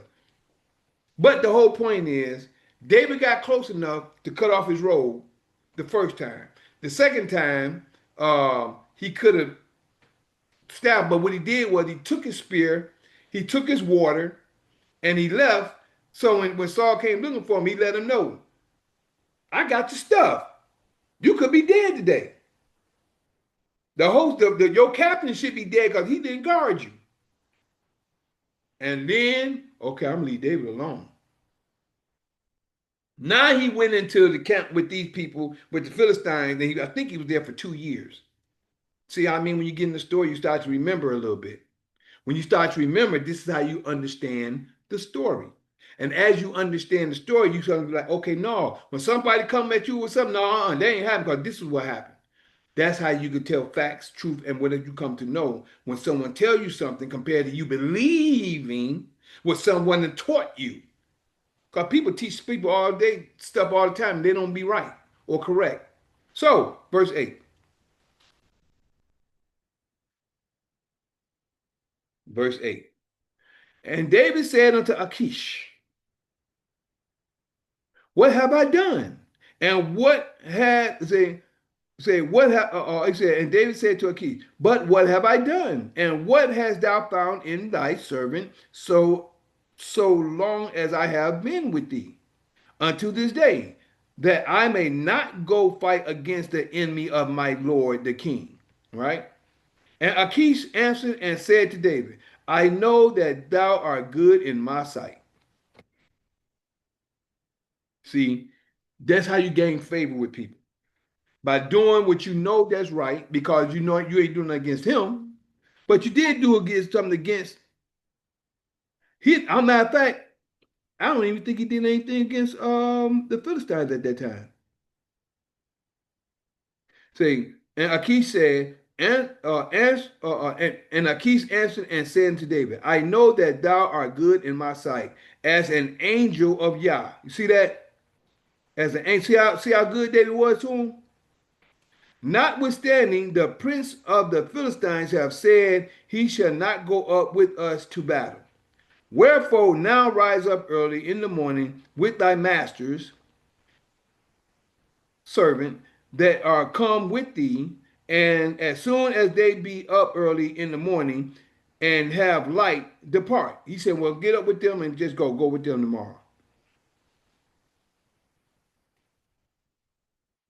And said, you should not go with us to battle.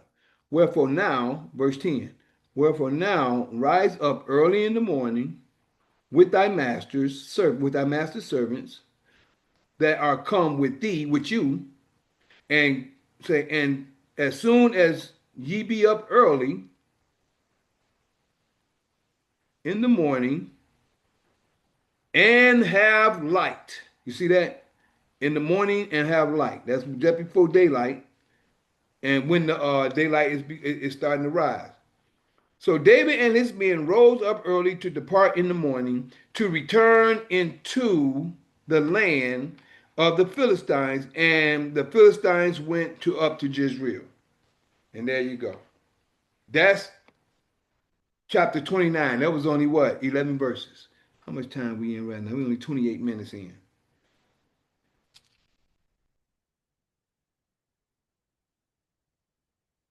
You know what? I guess I'm going to say 30 and 31, which is the last book of First Samuel, for next week. So I guess this was pretty good today. We'll save 30 and 31 for next week.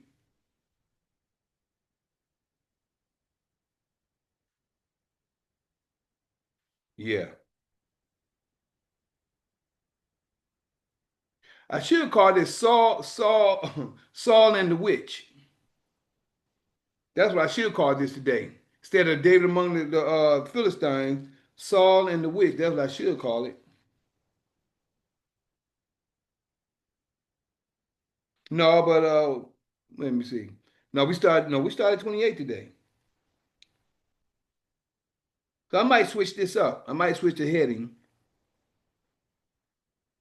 I'll probably call this one Saul and the Witch. Even though David was among the Philistines, but a key word, because a lot of people might want to see this and they mean, yeah, I'm gonna change this to Saul. What is it? Saul and the Witch. That's what I'm gonna end up changing this title. I'm gonna change the title from David among the Philistines to Saul and the Witch.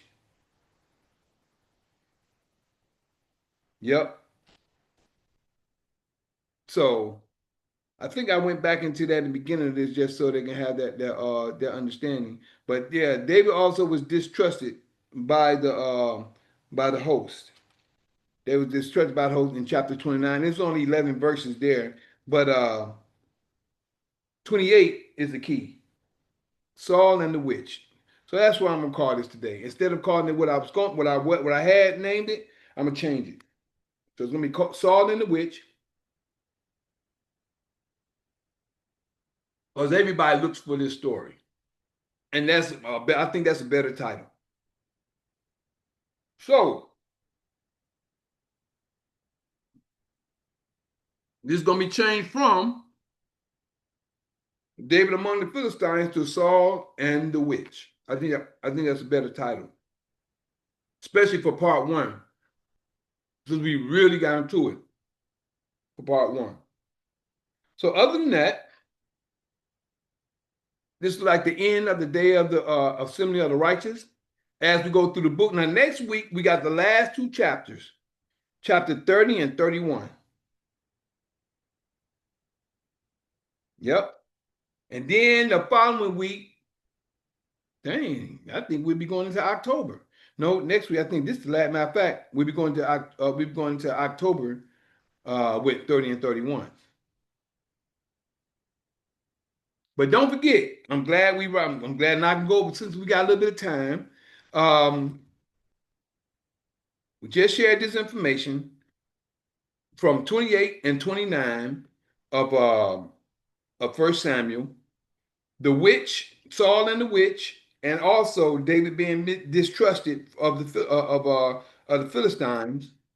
But also, as I want to share with you one more time,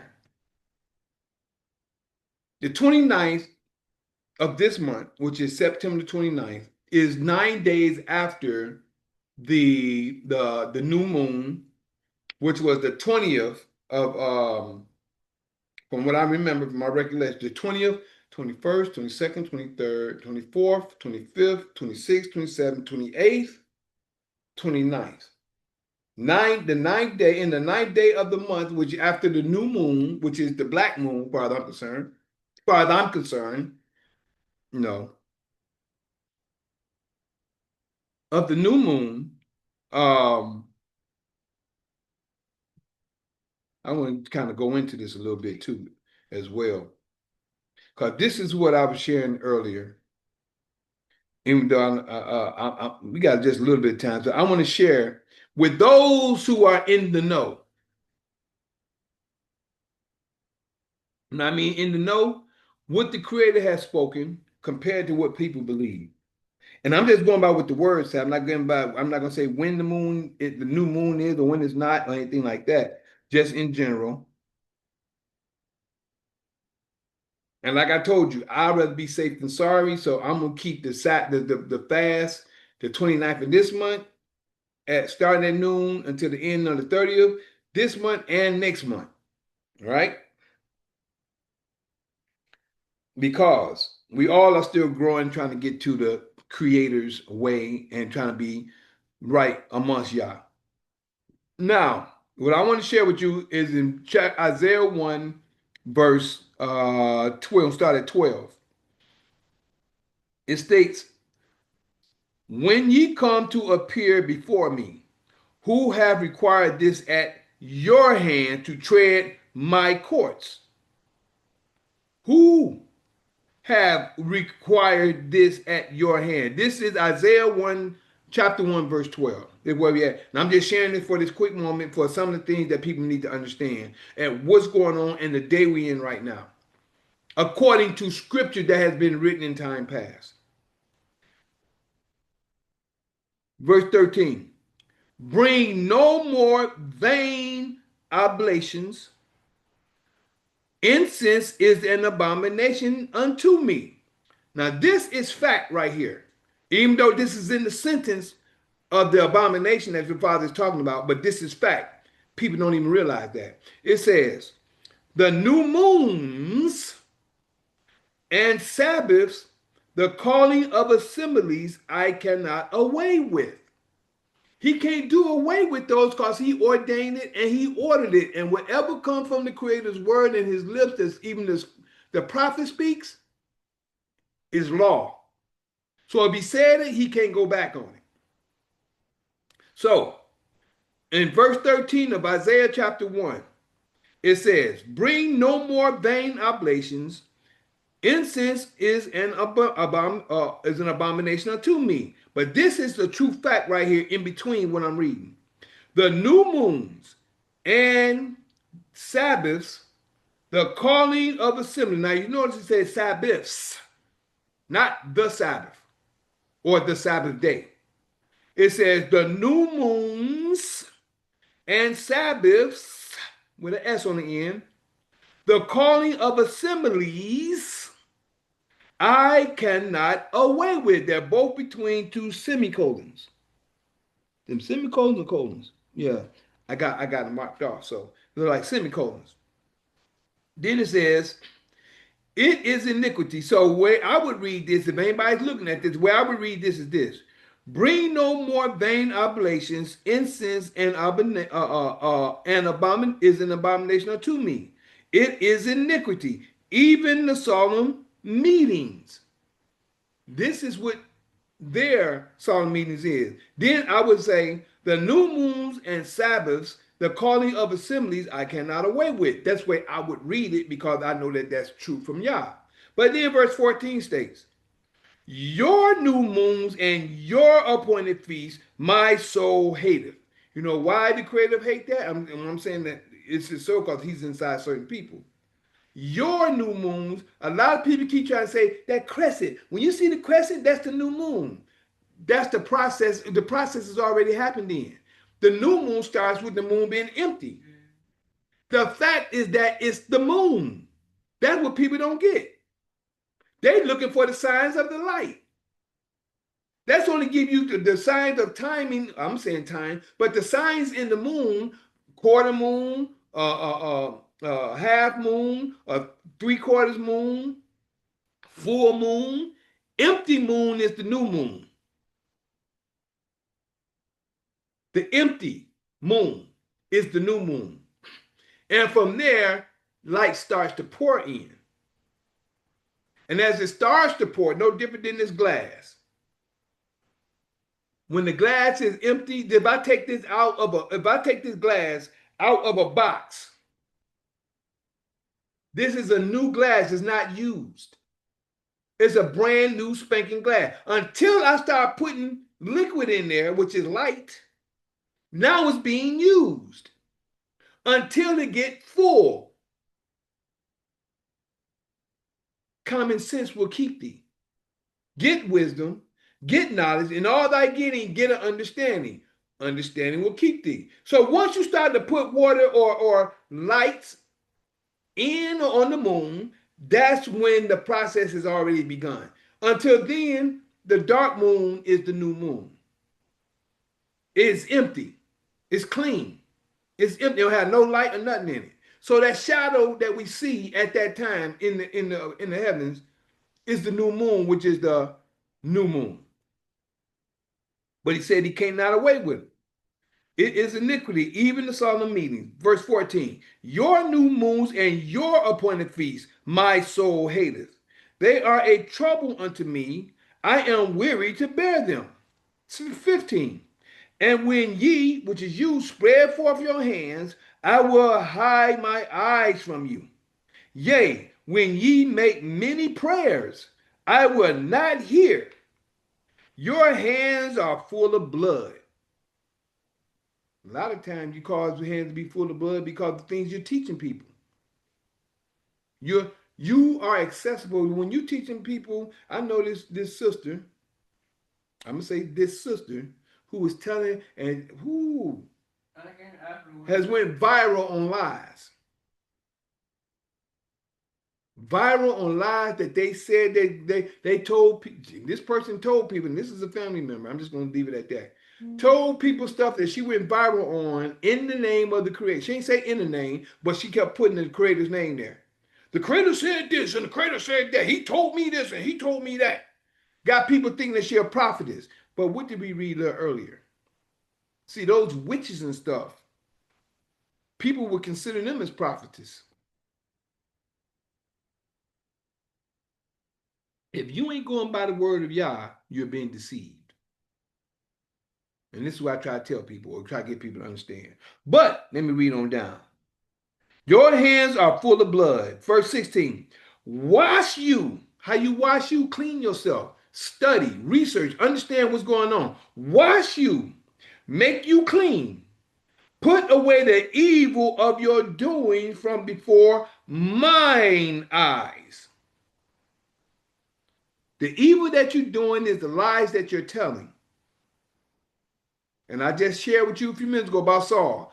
When you're in a position where the Father takes his presence from you, that's a horrible position. You got to be sure in the things you're saying. You got to be sure, accurate, and understand what you're saying. And if you're wrong, come back and apologize. Say, yep, I was wrong. I thought I knew, but I didn't know. People are ashamed to even. People think that they right about everything. People are ashamed to say, no, I was wrong. I'll tell you that quick. If I'm wrong, but I'll let you know. But if I'm not gonna say I'm wrong just to satisfy you. No, that ain't happening with me. I'm just gonna let you know what it is. And you can accept it or reject it. So, 16 again. Wash you, make you clean, put away the evil of your doings from before mine eyes. Cease to do evil. And people don't realize the little thing they think they're not doing evil is evil, because when you know something is wrong and you're doing it, is evil. When you see something is wrong and you still go by it, is evil. And you're going to be accountable for the people that you lead down that road. You're going to be accountable. That's why I always ask the Creator, lead and guide me in my prayer. And y'all hear it every time I get on here. Lead and guide me so I can help lead and guide others. And we all would do his work because we come to know the facts. And if you ask me a question, I will give you scripture. I'll back up what I have to say according to what I come to know. And if I can't, I'll be like, okay, then you're right about that. But you got some people, I ask a question, well, how you know this or how you know that? Oh, then they're going to just try to, oh, no, you said it. No, this and that. And that. Instead, answer my question. Answer my question. Chocolate the Goddess. How you doing, Chocolate Goddess? Hello, said hi. Good to see you over there on YouTube Live. Good to see you. Thank you for coming in. But as I'm sharing,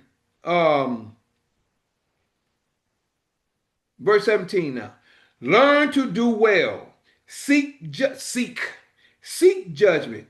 Relieve the oppressed. See, a lot of people are oppressed by what's been given by the Roman government, all the lies that has been given today. Some people don't choose to go in and research what they think they know.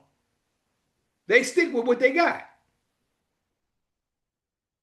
Relieve the oppressed. Judge the fatherless. Plead for the widow. This is one of the jobs that we're supposed to be doing. Verse 18. Come now. Let us reason together. See, reasoning what we're supposed to be, not debating. We're supposed to be reasoning. I ask questions. Show me what you know and let me get an understanding. So if you give me your understanding and I give you the understanding of what I've come to know, we're supposed to come to a happy medium and be like, okay, let's check this out. And we're supposed to have an agreement at this point, and this is where we start to grow together, and this is where we can help each other in this same knowledge and information. This is what we're supposed to be doing. No, I'm right. No, you this and you that. Well, I said, well, how do you know what you come to know and where you get it from and how the knowledge you come to know? I'm showing you where I come. I'm showing you the new moon from what I've understood. And I'm giving you understanding according to the example you gave me about this baby and the just imagine a baby. Now, I'm going to say this real quick. I'm going to say this real quick. I didn't want to do it earlier, but I'm going to do it now. But I'm not going to tell you the names of who brought it to my attention. The new moon is like a baby's crown. The new moon is like a baby coming through the womb. Now I'm gonna give y'all some. Y'all tell me. Matter of fact, in the post, I want y'all to do me a favor in the post. For who's ever listening or come to this information, because we're after 28. We're after the witch, Saul and the witch. But that's what we're gonna call this today. So since I want y'all to give me your point of view, and I'm gonna give you what gave me. This guy gave me a picture, a cartoon looking picture. This baby coming out the womb, and the crown of the head coming out the woman, right? So when he said that, it's just in me. I like, well, if the head is coming out, the process has already started. The beginning of birth is when the water breaks. And you tell me if I'm right or wrong. The beginning, when the women don't start going to the hospital, oh, my water break. Oh, we got to get to the hospital. That's the beginning of the birth of a child. Until that water breaks, you're going through so many centimeters and all this other stuff, and the baby's been there for so long, and it might be there a little longer, whatever. But when that water break, it's time for the birth. That's the beginning. And y'all tell me if I'm a man. Y'all women, y'all have babies. Y'all tell me if I'm wrong or not. And nobody told me that. And we having this conversation, and I'm looking at that. I'm like, when the baby's coming out, that's part of the process. The first part of the process is when the water breaks. So after the water breaks, now it's a time. The time is coming that the baby got to come through. And then after the baby is out, what they got to get out as well? What people call the afterbirth is called the placenta. Once that placenta is out, the birth is done. The birthing of having that child is done. Now that's what I shared with the brother. Oh no, when the child's head come out, it's like the birth of a baby. So the crescent of the moon is like the head of a child coming out. I said, bruh. So I kept bringing and iterating to him. I say, so I said, the birth starts when the water break. The end of the birth is the afterbirth, which is after the placenta comes out the womb. That's the beginning and the end of the birthing process. Everything else in between is a part of the process. All this brother looking at is just the birth and the head coming out. So I said, well, then who told you and where you get your concept? He never answered that.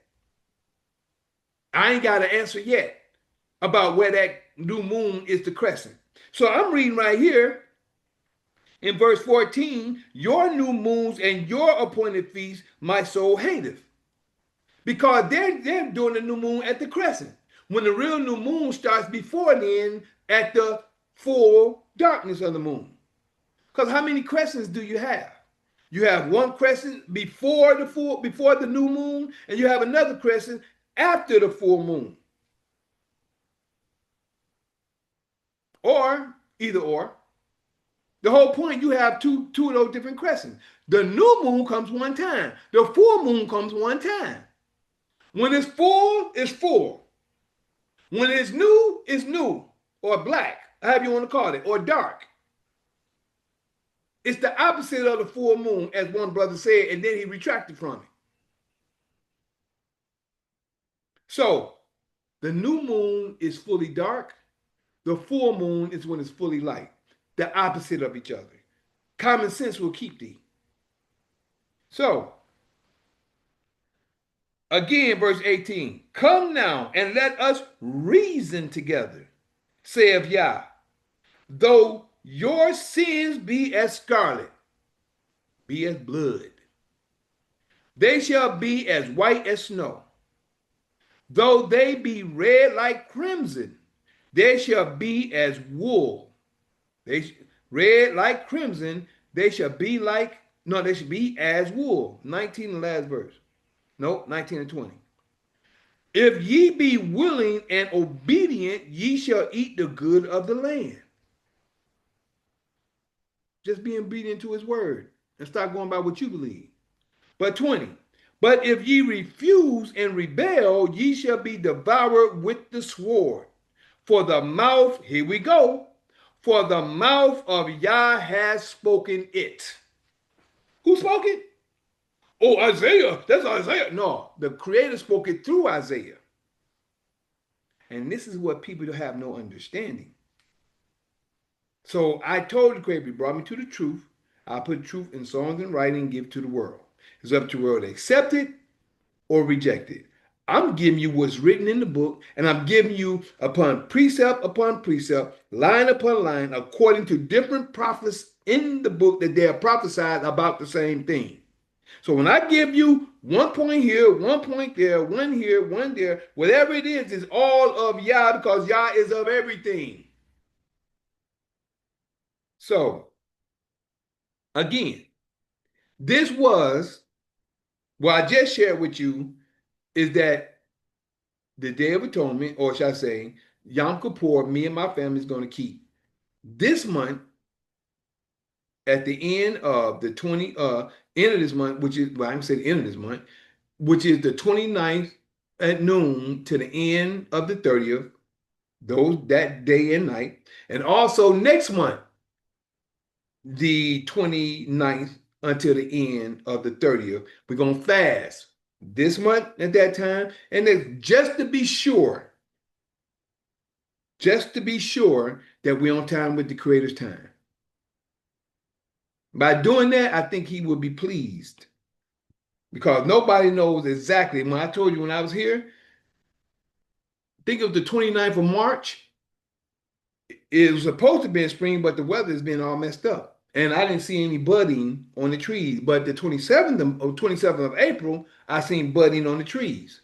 So either the 29th was the new moon beginning of the months for the year, or either the 27th of April was the beginning of the new moon and the beginning of months of the year. So I'm gonna do both. I'm keeping the Yom Kippur 2 days from today, which is at noon, and 2 days, or should I say, and on the 29th of October. Other than that, we just got done with Saul, Saul and the witch. I'm gonna put it like that.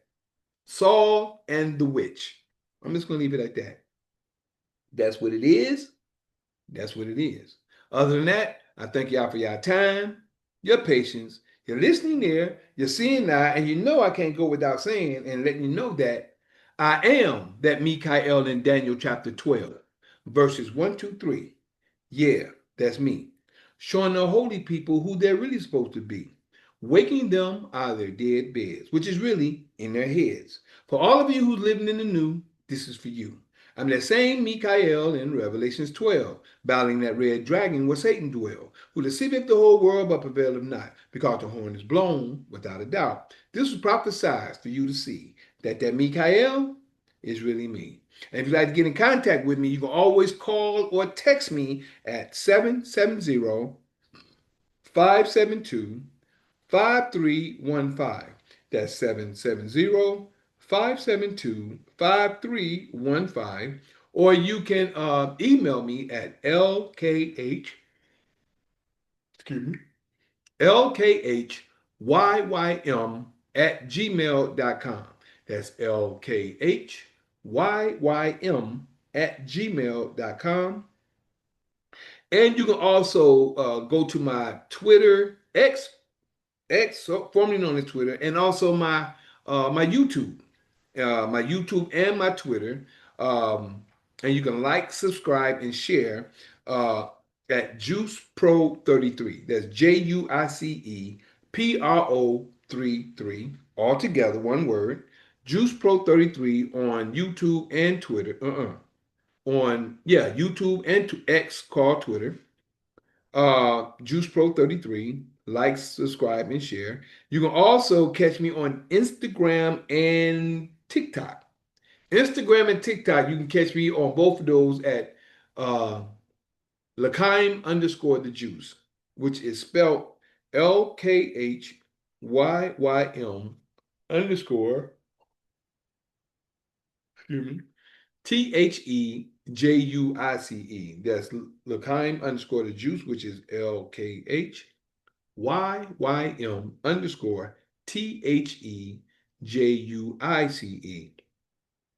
And then you can also catch me on TikTok as well, because that was TikTok and Instagram. You can also catch me on TikTok as well with Michael the Juice Harris, all one word.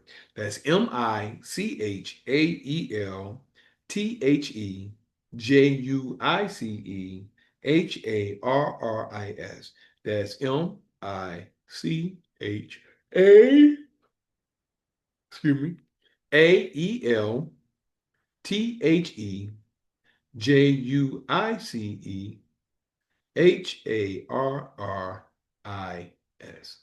That's Michael the Juice Harris. That's my other TikTok and my Facebook. You can catch me on Mikael Harris, which is MI apostrophe CHAEL space HARRIS. That's MI apostrophe CHAEL space HARRIS. All right. So now for the full version, which is recorded on Zoom and placed on YouTube, which is video, which is the full version on video. Now my part one and part two is under live on YouTube, but my full version is under the video, as well as on Patreon and patreon.com/LKHYYM. LKHYYM,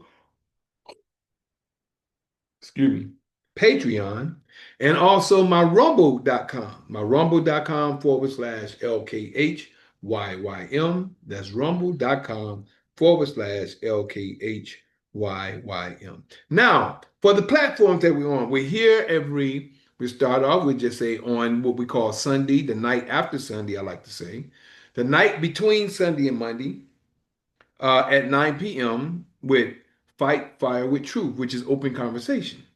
Fight Fire with Truth, which is open conversation. We're actually going over my story right now, on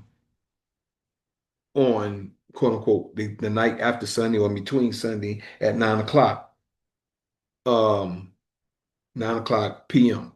Then on the night after Monday, which is between Monday and Tuesday. I don't like saying Monday night because it's actually the following night. But the night between Monday and Tuesday, is Mikael's knowledge of truth.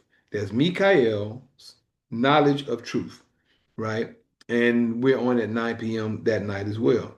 Then on Tuesdays, or the Tuesday evening, which is actually 6 p.m. Tuesday evening, we have assembly.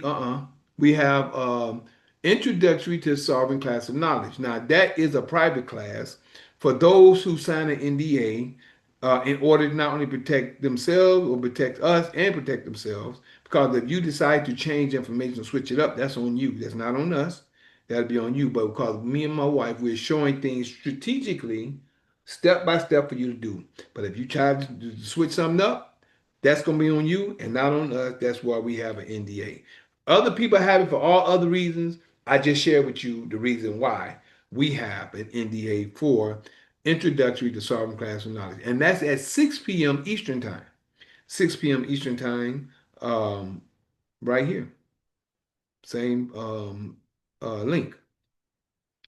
Um, don't need to talk about Wednesdays yet because once people get into that, then we're going to have an advanced class on Wednesdays, but you got to get past Tuesday night first. And last but not least, we're here on the Sabbath day as of today at 12 p.m. noon, which is the beginning of the evening. 12 p.m. noon is the beginning of the evening, and we're here every Sabbath at 12 p.m. noon. Other than that, I thank you for your time, your patience, your listening ear, your seeing eye. Love you all. Excuse me. I'm gonna pause you, Nicole, just in case you want to have a conversation in a few minutes. But other than that, Zoom, which is the full version, I thank you for your time, your patience, your listening ear, and your seeing eye. Love you, appreciate love you, and always. Peace.